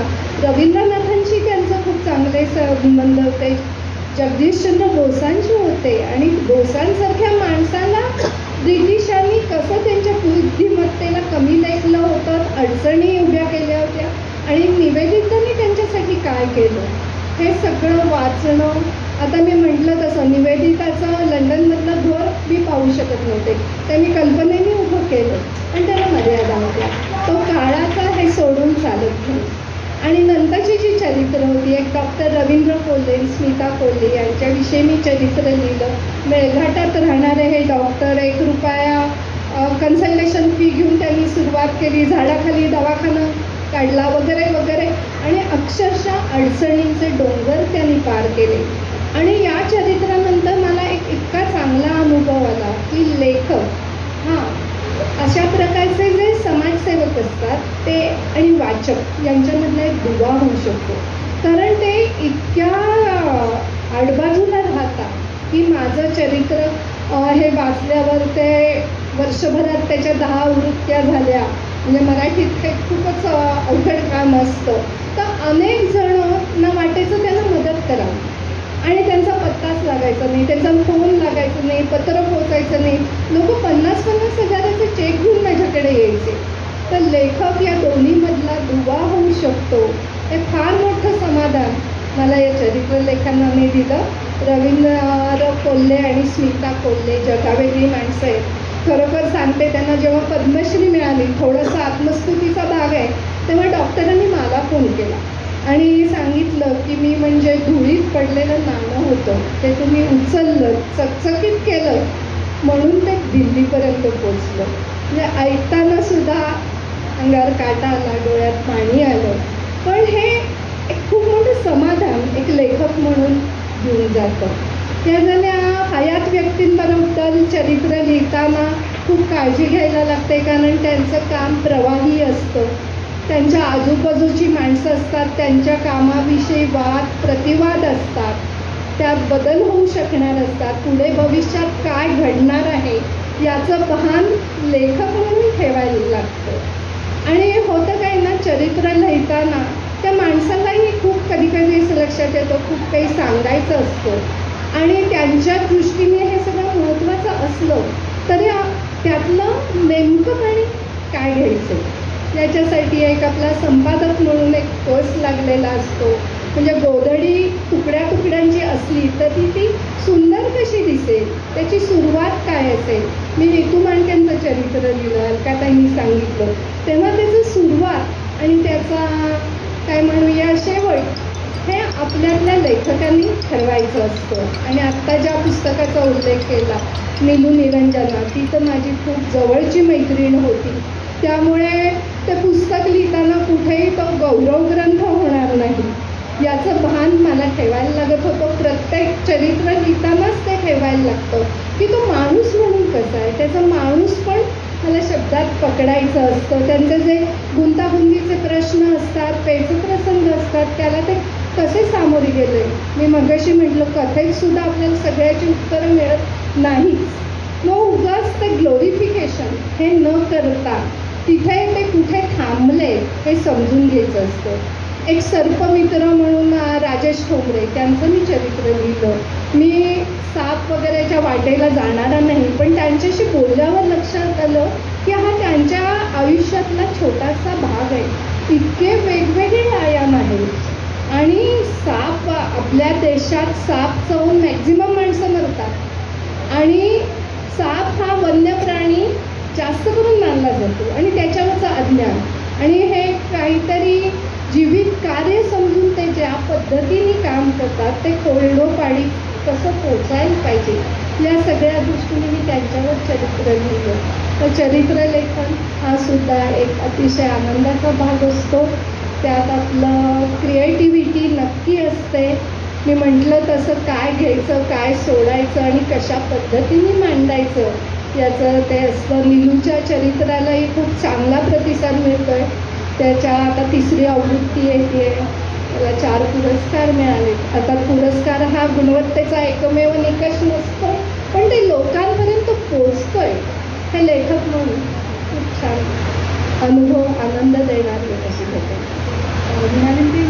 एक फक्त सांगते, त्या पुस्तकाला नीलूच्या भारत सासणे यांनी प्रस्तावना दिलेली आहे. त्यांना सांगितलं आणि खूप छान त्यांनी त्या पुस्तकाचं नेमकं जीस पकडून थोडक्यात लिहून दिलं आहे. त्याचा मुद्दा म्हणून उल्लेख करतो. ह्यालाच जोडून एक फक्त लगेच उपप्रश्न आहे माझा. तुम्ही आता आनंदी गोपाळ यांचा उल्लेख केला, तर स्त्रियांचं जगणं आणि स्त्रियांच्या वेदना आणि ते सगळं आत्ता या मागच्या शतकापासून अगदी आज नवीन शतक उजाडून 25 वर्ष होऊन गेली तरीसुद्धा आपण अजूनही त्या विषयावरती बोलतो, लिहितो आणि व्यथा मांडत असतो. अरुणा ढेरे यांनी एका ठिकाणी असं म्हटलंय की अर्धनारी नटेश्वर लेखकामध्ये असावा, मग तो ती स्त्री असेल, लेखिका असेल किंवा पुरुष असेल लेखक. तर ह्याबद्दल आपलं काय मत आहे की लेखिकेमध्ये आता चरित्रात्मक आपण बाजूला ठेवतोय लेखन, पण जिथे कथा आहे, कादंबरी आहे, कविता आहे, तिथे कुठेतरी एक फक्त स्त्रीवादी भूमिका असू नये किंवा स्त्री म्हणून आपली भूमिका असू नये, तर आपल्यामध्ये अर्धनारी नटेश्वर आहे अशी एक भूमिका असावी असं. आणि अगदी अरुणाताई असंच नाही तर अनेक लेखिकांनी अशी या बाबतीमध्ये आपलं मत मांडलेलं आहे. आपलं त्याबद्दल काय मत? नाही, मी 100% याच्याशी सहमत आहे. लेखक किंवा लेखिका हे लेखक असतात. लेखिका म्हणजे तो त्यांचं काय म्हणूया आतून येतो. त्यावेळी मी स्त्री आहे म्हणून स्त्रियांच्या वेदना मला जास्त पटकन दिसतील, समजतील असं समजण्याचं कारण नाही. ते एक संवेदनशीलता घेऊन आपण जगत असतो, अस्वस्थ होत असतो. म्हणजे हे खरं आहे की स्त्रियांना खूप सोसावं लागलेलं आहे किंवा आज साधं पुस्तक प्रकाशित करायचं, तर त्याच्यासाठी जे तो व्यवहार आहे की कधी कधी जाऊन भेटायला लागतं, त्याच्यासाठी जो खर्च करायला लागतो तो सुद्धा अनेकांना झेपणारा नसतो. अशा वेळी आपली जी परंपरा आहे, म्हणजे मी लक्ष्मीबाई टिळकांपासून म्हणते की त्यामध्ये त्या स्त्री किंवा पुरुष असं नाही आहे, ज्या आतून उत्कटतेने त्यांनी लिहिलेलं आहे आणि ते काळाशी सुसंगत आहेत. त्यांची जी दुःख आहेत, त्यांचा जो काय म्हणूया एक आनंदी स्वभाव आहे आणि त्यातून त्यांनी जे विश्व उभं केलेलं आहे ते स्त्री किंवा पुरुष असा भेदभाव करण्याचं खरोखरच कारण नाही. मी म्हटलं तसं चरित्र मी स्त्रियांची लिहिली आहे, पुरुषांची लिहिली आहे आणि त्यात नेमकेपणे ते टिकणं आणि त्याच्यासाठी संवेदनशीलता आणि एक जो आवाका म्हणता येईल तो असणं आवश्यक सर. इथे त्यांनी परचित्त प्रवेशाचा उल्लेख केलेला आहे, जरी तो शब्द वापरला नसला तरी. अरुणा त्यांनी म्हटलं आहे त्याप्रमाणे की दोन्ही पुरुष संवेदना देखील असली पाहिजे, स्त्री संवेदना देखील असली पाहिजे लेखकाकडे. पण ते करताना विशेषतः जेव्हा परचित्त प्रवेश शक्य झाला तर अधिक प्रकर्षाने त्या वेदना उमटतात असं लेखकांनी म्हटलेलं. तो एक विषय महत्त्वाचा आहे. परचित्त प्रवेशाला धरून सर मला तुम्हालाच एक विचारायचं आहे की सत्य, शिव आणि सुंदर याचं दर्शन लेखकाला होत असतं किंवा कोणत्याही कलाकाराला आपल्या कलेतून होत असतं असं रसेल यांनी म्हटले आणि आपल्याही परंपरेमध्ये असं म्हटलेलं आहे. तर ही जी सर्जकता आहे लेखकाची, ती सर्जकता जेव्हा कागदावरती उतरते त्यावेळेला त्यातून कोणत्याही मग तो कोणताही साहित्य प्रकार असतो, ते कवितेपासून अल्पाक्षरी कवितेपासून ते मोठ्या कादंबरीपर्यंत किंवा आणखी इतरही वैचारिक लेखनाचा सुद्धा याच्यामध्ये आपण विचार करूया. तर ह्या सर्जकतेतून हे सत्यशिव सुंदराचं दर्शन लेखकाला होत असतं का त्याच्या प्रतिभेतून, आणि ते तो वाचकापर्यंत पोहोचवत असतो का? म्हणजे ह्याबद्दल आपलं काय म्हणणं? खरं तर ही उपलब्धी मानली पाहिजे लेखकाची, ती सर्वांना प्राप्त होतेच असं नाही. पण सत्याचं दर्शन लेखकाला होणं आवश्यक आहे. अर्थातच त्याच्या पाठोपाठ शिवाचं दर्शन होतं आणि शिवाचं दर्शन सुंदर आहे. अशा अर्थाने त्याला जेव्हा जीवनाबद्दलचे जे काही रहस्य आहे ते समजायला लागतं त्यावेळेला त्याची जी परिणती आहे लेखनाची किंवा त्याची जी उपलब्धी आहे ती शेवटी या मुद्द्यापर्यंत येऊन पोचते की त्याला हे दर्शन होतं की नाही होतं. अनेकांचा तसा प्रयास राहतो, प्रयत्न राहतो की एक तडफड राहते त्या लेखकाची की मला तिथपर्यंत पोचायचं आहे, पण त्याला ते पोचणं शक्यच होतच असं नाही. पण ज्यांना ज्यांना सुदैवी लेखकांना जे शक्य झालं आहे त्यांना त्याचं दर्शन होतच असतं आणि ते यानं त्या स्वरूपामध्ये केव्हा तरी होतंच. हा एक भाग. आणि होतच नाही अजिबात असंही नाही, काही क्षण येतात लेखनाच्या मध्ये, ज्या वेळेला तुम्हाला काहीतरी दैवी असे अनुभव येत असतात आणि नंतर त्या दैवी अनुभवाच्या शोधासाठी हा लेखक पुन्हा पुन्हा पुन्हा लिहित राहतो. तेच पुन्हा त्याचा प्रयत्न तो राहतो. पुन्हा त्या क्षणापर्यंत तो येतो तसं नाही, पण केव्हा तरी त्याला त्याचा अनुभव आलेला आहे त्या दैवी क्षणाचा, आणि ती जी काही परिणिती आहे ती प्राप्त करण्यासाठी त्याच्या लेखनाची सगळी धडपड असते असं मला स्वतःला वाटतं. सर, बोली हा आपल्या साहित्यातला आणि आपल्या रोजच्या जीवन व्यवहारातला सुद्धा अतिशय महत्त्वाचा असा विषय आहे. आपण आपल्या गावाकडच्या ग्रामीण प्रांतातल्या बोलीबद्दल आणि त्याचा वापर साहित्यामध्ये किंवा आपल्या रोजच्या व्यवहारामध्ये सुद्धा करताना त्याचा आनंद आपण स्वतः कसा घेता किंवा ते लोकांपर्यंत पोहोचवण्याच्या दृष्टीने त्याच्यामध्ये काही खास लेखनामध्ये काही प्रयत्न करता का? काही ते असं अतिशय नैसर्गिकरित्या त्या बोली आपल्या लेखनामध्ये येतात? कसं आहे, त्या साहित्य कृतीशी त्या विषयाशी ज्या वेळेला तुम्ही एकरूप होता त्यावेळेला त्या कालखंडान्वये जी भाषा येते ती भाषा महत्त्वाची आहे. म्हणून मला वाटतं साहित्य असो किंवा इतिहास असो, तर ते कोणत्या कालखंडात लिहिले, स्वातंत्र्योत्तर कालखंड असेल किंवा ग्रामीण भागातली ज्यावेळेला मी ग्रामीण साहित्य लिहितो त्यावेळेला त्या ग्रामीण बोली ग्रामीण शब्द येणं अपेक्षित आहे. ते जर आलं तरच ते रंजक ठरतं.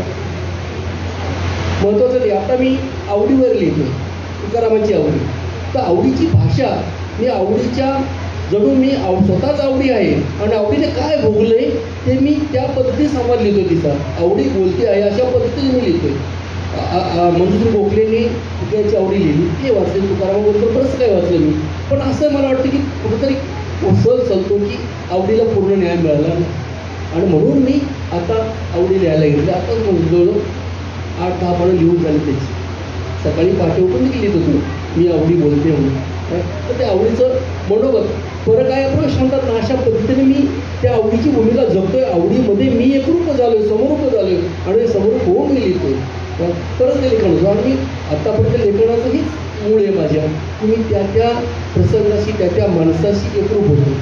कारण वाचल्याशिवाय लेखक घडत नाही, पण वाचताना सुद्धा माणसाला माणसं वाचता आली पाहिजे, निसर्ग वाचता आला पाहिजे. आणि हे मी माझ्या अनुभवातून माझ्या ज्या दिग्गजांचा सहवास लाभला ह्या सहवासातून शिकलो. आणि त्यामुळं असं वाटतं की ते साहित्य अधिक समृद्ध होतं.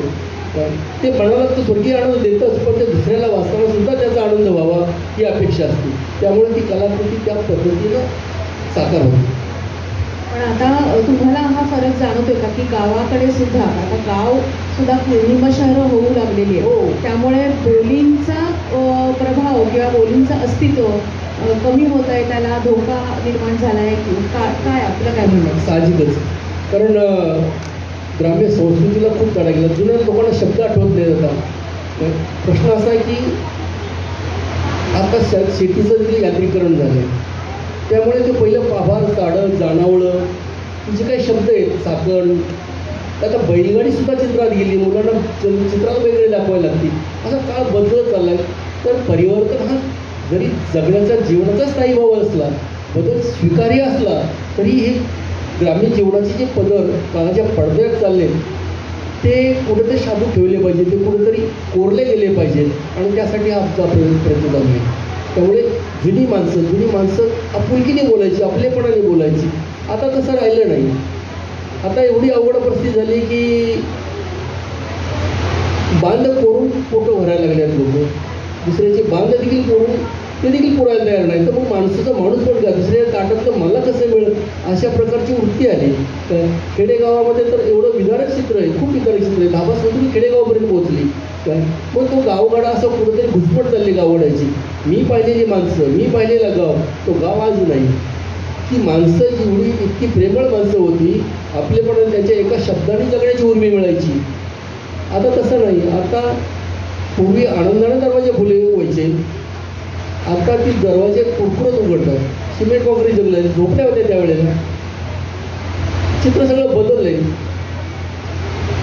तर हे कुठंतरी साहित्यात ती नोंद घेतो मी. कालचा गाव आणि आजचा गाव खूप सुंदर पुस्तक आहे आठवणी चालमध्ये.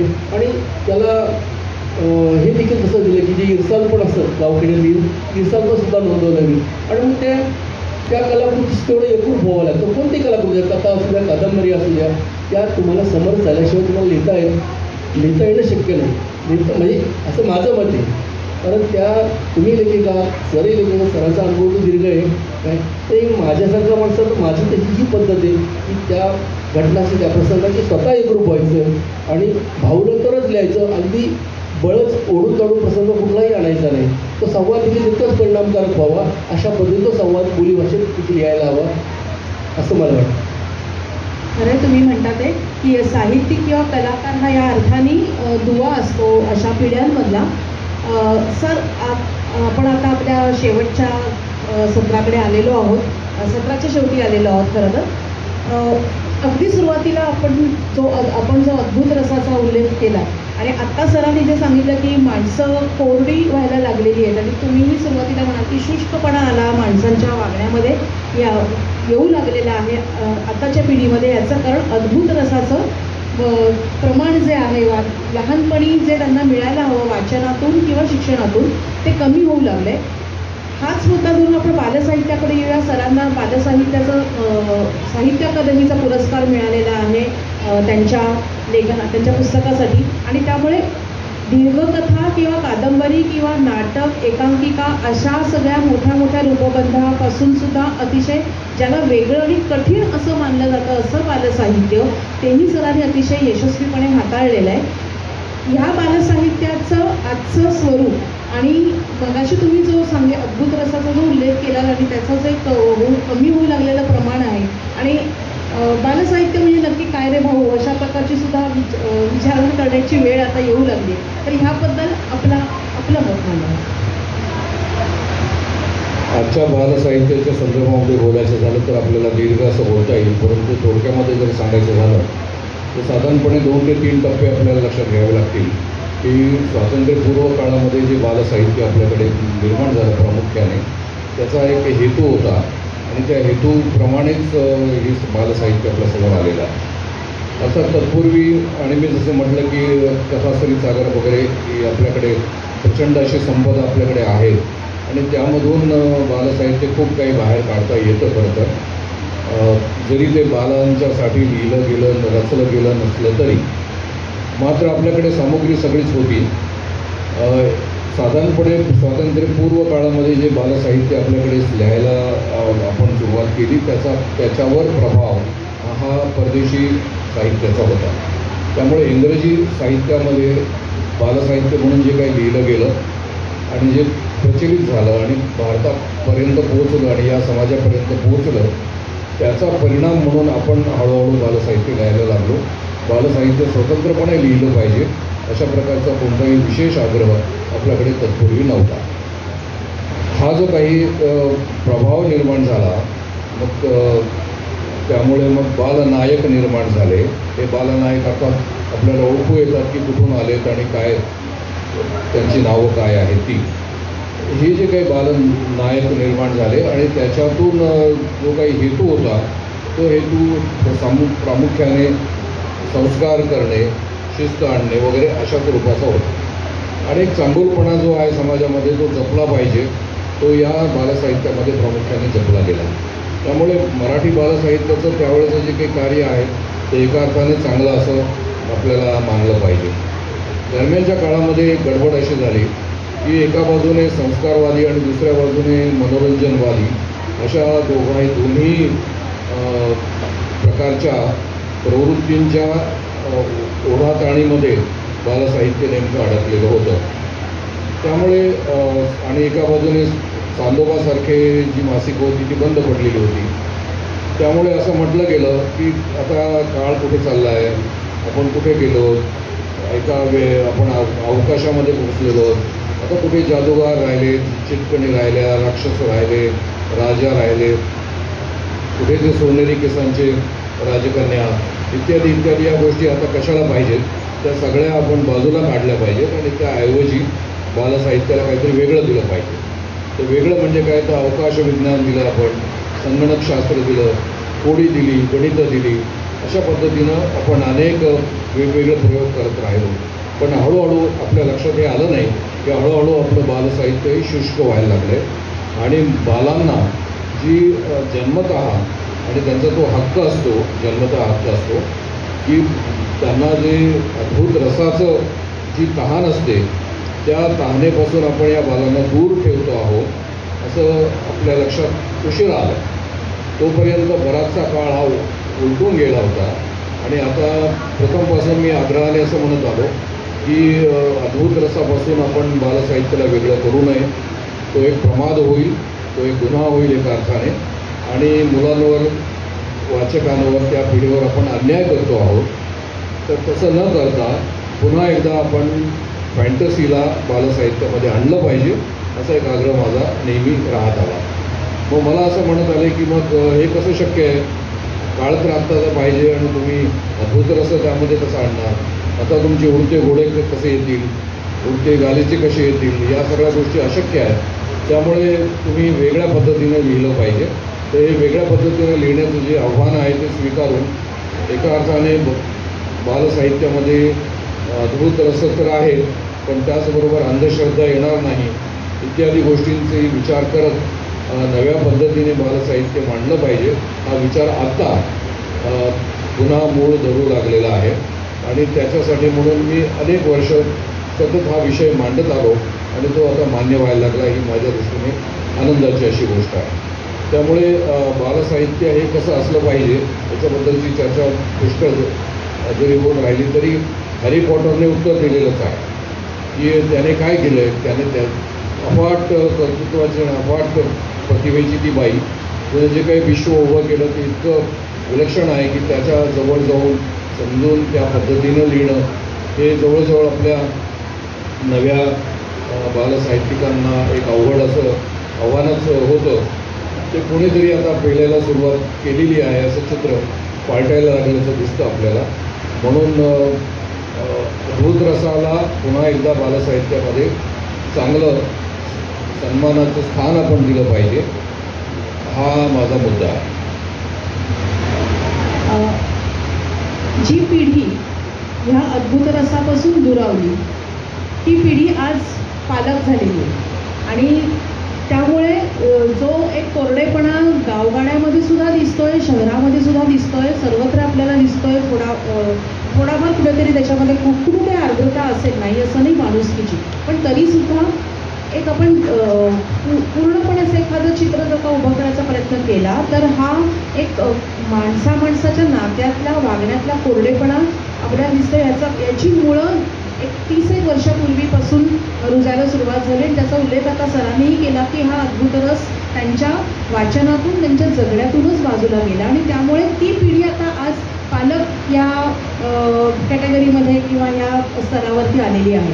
आता त्यांची मुलं जी आता या पुढच्या 25 वर्षामध्ये तरुण होणार आहेत किंवा 30 वर्षामध्ये तरुण होणार आहेत त्यांच्या पुढे आणखी वेगवेगळी आव्हानं आहेत. ते मुख्य आव्हान आपल्याला माहितीच आहे की कृत्रिम बुद्धिमत्तेचं आणि त्यामुळे ह्याला सुद्धा काहीतरी आपल्याकडून एक तयारी, आपल्याकडून एक काहीतरी उत्तर देणं गरजेचं आहे आपल्या पिढीला सुद्धा असं मला वाटतं. आणि त्यामुळे अशा एका वळणावरती उभ्या असलेल्या पिढीसाठी, वाचकांसाठी मराठी लेखक म्हणून आपण काय करायला हवं, पुढल्या एक 10-25 वर्षांनी, निदान 10 वर्षासाठी तरी मग त्याच्यामध्ये साहित्याला जगवणं, मराठी भाषेला जगवणं आणि ह्या छोट्या पिढीला किंवा या तरुण पिढीला किंवा कुमारवयीन पिढीला पुन्हा या माणुसकीच्या आर्द्रतेकडे आणण्यासाठी आपल्याला काय करणं गरजेचं आहे असा एखादा एक मुद्दा आपण मांडला तर मला असं वाटतं आता या चर्चेला त्याच उत्तराने आपण त्याचा समारोप करूया. काय झालंय, एकत्र कुटुंब पद्धती विलायला गेली, मी आणि माझा एक, आणि त्यामुळे संस्कार करणारी पिढी नाही राहिली ना. पूर्वी आजी आजोबा होते, संस्कार करणारी माणसं होती, हाडाची शिकवणारे गुरुजी होते. आता मुलं अभ्यास करतात, पालक हे करतात, पालक करून घेते, शिक्षकाला काय तशी हे नाही, असा प्रकार होत चाललाय सगळा.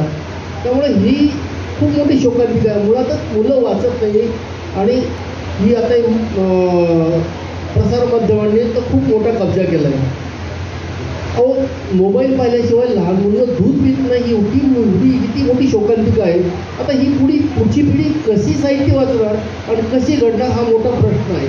आणि यासाठी म्हणजे ही खूप मोठी शोकांतिका आहे. आणि मला तरी वाटतं माझ्याकडे तरी याचं उत्तर नाही. मला वाटतं म्हणजे मला स्वतःलाही जाणवतं की माझी 5-6 वर्षापर्यंतची नातवंड होती, त्यांच्याशी मी खूप कनेक्ट होते, त्यांच्याशी दंगा केला, गोष्टी सांगितल्या, अद्भुत रस असेल. पण 13-14 कुमारवया टीनेजर झाल्यानंतर ती माझ्यापासून लांब जाते आणि त्यांना कसं धरून ठेवायचं हा माझ्या पुढचा प्रश्न आहे. आणि ही सगळीच आजूबाजूची आहे. तर त्यांच्यासाठी सोशल मीडियावर आपण बोलून नुसतं काही होणार नाही. तर सोशल मीडियाचा आपण लेखकांनी चांगल्या प्रकारे उपयोग करून घ्यायला पाहिजे.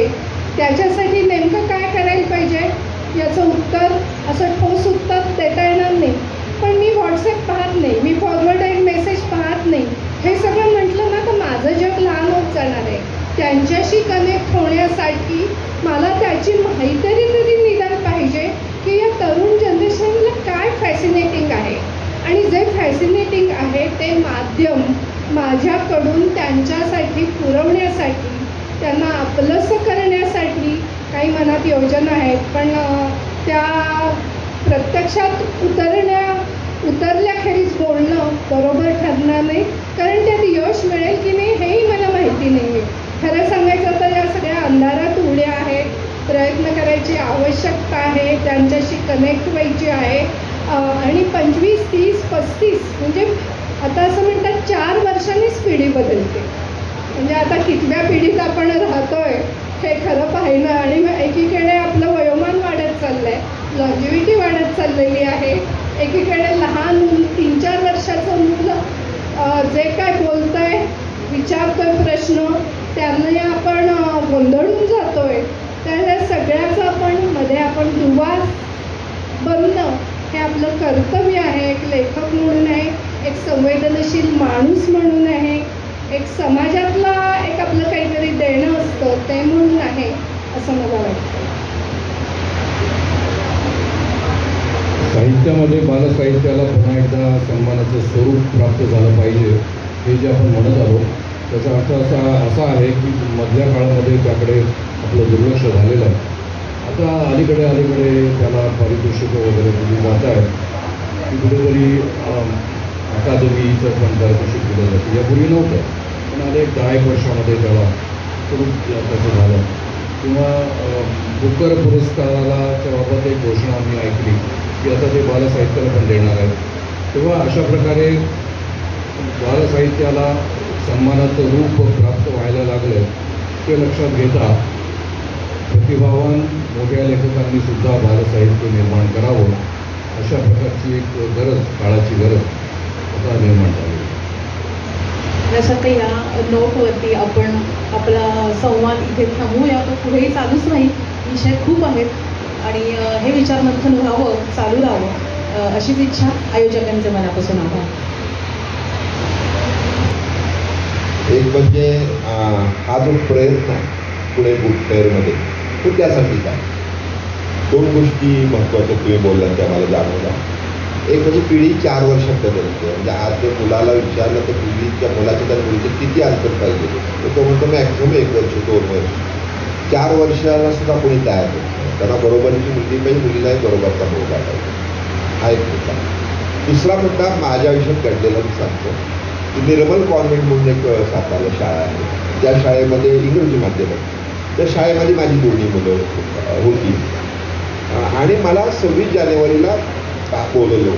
तेव्हा मग माझं इंग्रजी कच्चं म्हणून मी अशी तयारीपूर्वक गेलो. पण माझ्या लक्षात आलं की मी बोलतो इंग्रजीमध्ये पण कोणीही ऐकत नाही. मी एका क्षणी ते म्हणजे एका पॉईंटला मी ते सोडून दिलं इंग्रजीमधलं भाषण आणि मी रघुनाथ माशेलकरांचा हळदीचा लढा आणि बासमती तांदळाचा लढा ह्या गोष्टी सांगितल्या. आश्चर्य वाटेल, सर्व मुलं ही अतिशय एकाग्रतेने ते सगळं ऐकत होती पालक ऐकत होते, शिक्षक ऐकत होते आणि जवळपास मला 50-60 फोन आले.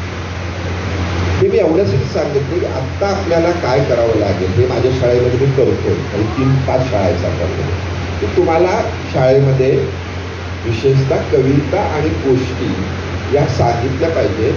कविता पाठ करून घेतल्या पाहिजे. जसं भारत असताना एखादी कविता पाठ आत्ता म्हणून दाखवतो, आता ती पिढी नाही दाखवू शकत. हे काम आपल्याला महत्त्वाचं केलं पाहिजे. आणि दुसरी सगळ्यात महत्त्वाची गोष्ट, आता मराठी माध्यमाच्या शाळा या ओस करत चाललेल्या आहेत. म्हणजे अगदी घरामध्ये म्हणजे असं सुखरूप घरात रिक्षेवाला आहे किंवा केळाची गाडी चालवणार आहे, तो इतके हाल सहन करतो. आपला मुलगा मुलगी इंग्रजी शाळेमध्ये जातो. पण इंग्रजी शाळेमध्ये मुलांनी तिकडे किती जण बोलवत आहेत, भारत असताना किती बोलवत आहेत, मुंबई खडकेला किती जण बोलवत आहेत, गावडेना किती बोलवत आहेत, ते बोलवलं जातं. हे आपण हळूहळू त्या शहरामध्ये दबाव आणला पाहिजे. आणि तुम्ही मराठी वक्ते बोलवा, मराठी कवी बोलवा, मराठी लेखक बोलवा. तसं आता दादासाहेब गावडे जेव्हा सांगत होते, ते जेव्हा इंग्रजी माध्यमाच्या शाळेच्या मुलांना सांगतील तेव्हा त्यांना सुद्धा लहानपणी साधारणपणे 1ली, 2री, 3री, 4थी त्यांच्या डोळ्यात पाणी, 5वीच्या पुढे नाही येणार. मग ते पाणी येणारं पाणी हळूहळू नक्की ते शेवटपर्यंत ह्या ज्या भावना ज्या कोरड्या होत चाललेल्या आहेत त्याचं खरं कारण काय आहे. कारण इंग्रजी माध्यमाच्या शाळेमध्ये जाणाऱ्या मुलांना असं वाटतं की आम्ही पैसे देतो म्हणून शिक्षकांचे पगार होत आहेत. ही जी भावना आहे, ही भावना त्याच्या राज्यामध्ये ही मातृभाषा सिद्ध करू शकते. हा एक मुद्दा झाला. तिसरा एक अतिशय महत्त्वाचा मुद्दा सांगितलेला आहे की साहित्य व्यवहार असा झालेला आहे की एखाद्या लेखकाला, कवीला पुस्तक प्रकाशित करायचं, तो व्यवहार, तो हॉल भाडं, तेव्हा ते हे सगळे जे प्रश्न निर्माण झालेले आहेत, पण त्याचं पुस्तक पोचणं, कविता पोचणं, कथा पोचणं, कादंबरी आम्ही सातारमध्ये पोहोचवला. म्हणजे आता हे सगळ्या ठिकाणी झाले पाहिजे. आमची पतसंस्था आहे, त्याचा AC हॉल आहे, AC हॉल. त्या AC हॉलमध्ये प्रत्येक महिन्याला 4 ते 5 साहित्यिक कार्यक्रम होतात. पुस्तक प्रकाशन होतं, कवी संमेलन होतं, चर्चा होतात. हे सगळं हे मोफत. त्यांनी फक्त यायचं. त्याचा उदाहरण मुलांनी नानाचं सांगितलं की सातारला येते आहे आणि मला माझ्या पुस्तकावर चर्चा करायची आहे. तर तितकी माणसं तिथे येतात. त्यांचं ते काय असेल की आम्ही पुस्तक भेट काय प्रेझेंट वस्तू देतो आणि ती सगळी चर्चा यूट्यूबवर जाते, सगळीकडे जाते. मला असं वाटतं की हा प्रयत्न जर मी करतो आहे तिथे, तर तो सगळीकडे का होत नाही. सरकारी संस्था कशासाठी आहेत, बँका कशासाठी आहेत, शाळा कशासाठी आहेत. जसं राजनसारखा एक व्यक्ती वास्तविक तमिळ भाषिक आहे, ते इंग्रजी माध्यमातून शिकलेले आहेत, पण ते हे बुक फेअर करताना साहित्याचा विचार करतात, आदान प्रदानचा विचार करतात आणि मसाप येऊन आता या ठिकाणी 8 कार्यक्रम मसाप 7 कार्यक्रम मसाप घेतले. तर हे सगळं होऊ शकतं. आपण हारून चालणार नाही. आपल्याला लहान मुलांच्या डोळ्यामध्ये पाणी येण्यासाठी जी कुठं व्यवस्था होती ती तुम्हाला उभी करावी लागेल. म्हणजे अपार्टमेंटमध्ये करावी लागेल, ते आणि कुठं करावी लागेल. जसं आत्ता मी बघितलं की माझा नातू 8 दिवसांनी ठेवून घेतला इथे. तो शेजारची जी माझ्या बहिणीची मुलगी होती ती 8 दिवस भांडतात. पण ते भांडण त्यांच्यासाठी महत्त्वाचं आहे. उद्या कोणत्याही घटनेला सामोरं तो नातू जाईल, कारण त्यात तो भांडतोय. आता माणसाचं भांडण्याची सवय नाही, तर त्याला पण फ्रस्ट्रेशन. त्यामुळे तुम्हाला आता हरून नाही चालणार. तुम्हाला मराठीत, जसं मी परवा असं म्हटलं की आज देशामध्ये 5 भाषा आहेत. पहिली हिंदी बोलली जाते, दुसरी बंगाली बोलली जाते, तिसरी मराठी बोलली जाते, चौथी तेलुगू आणि कन्नड असं काहीतरी आहे. पण बंगाली भाषिकांपेक्षा मराठी भाषिक जास्त असताना दुसरी भाषा मराठी का नाही बोलत देशामध्ये. बंगाली भाषा आपण शिकतो, मराठी भाषा ते का नाही शिकत. याचा अर्थ तिथल्या परवा जो एक प्रश्न निघाला तो महत्त्वाचा होता की तिथं चित्रकलेला रवी मुकुल सांगतो की तिथं चित्रकलेला महत्त्व आहे, मराठी चित्रकलेची परंपराच नाही आहे. तर हे जे सगळं आहे हे आव्हान विशेषतः साहित्यिकांना पेलायचं आहे, सामाजिक काम करणाऱ्या लोकांना पेलायचं आहे असं मला वाटतं. आता हा परिसंवाद अतिशय सुंदर झाला. मी म्हटलं होतं की काय 1.5 तास चालला तरी परिसंवाद चालेल, म्हणून यातलं हे सगळं यूट्यूबवर जाईल. विशेषतः पाध्ये मॅडम या ठिकाणी आहेत, सगळ्या बातम्या पण येतील आणि तुम्हाला असं लक्षात येईल की जरी 10 माणसं ऐकायला या ठिकाणी असली तरी सुद्धा हजारो लोकांच्यापर्यंत पोचलं, त्याचा तुम्हाला आनंद मिळेल. सगळ्यांचं तुमचं अतिशय अभिनंदन, आभार मानतो. या ठिकाणी एक नवीन प्रयोग चालू झालेला आहे. सूर्यदत्ताची मंडळी येऊन सत्कार करतात सगळ्यांचा. ते या ठिकाणी आलेले आहेत. राजन यांना मी बोलवतो, सूर्यदत्ताचं आजचा सत्कार तुम्ही करावा. आभार राजन मानतील आणि हा आजचा परिसंवाद संपेल. प्रथमतः भारत शासनाने विशेषतः बघा यावेळेला आता जी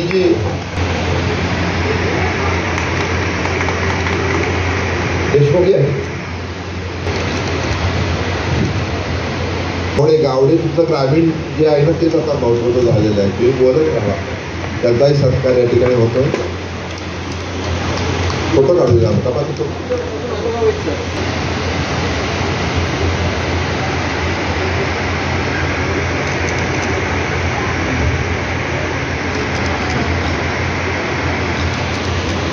बोला एकदा सर्वांनी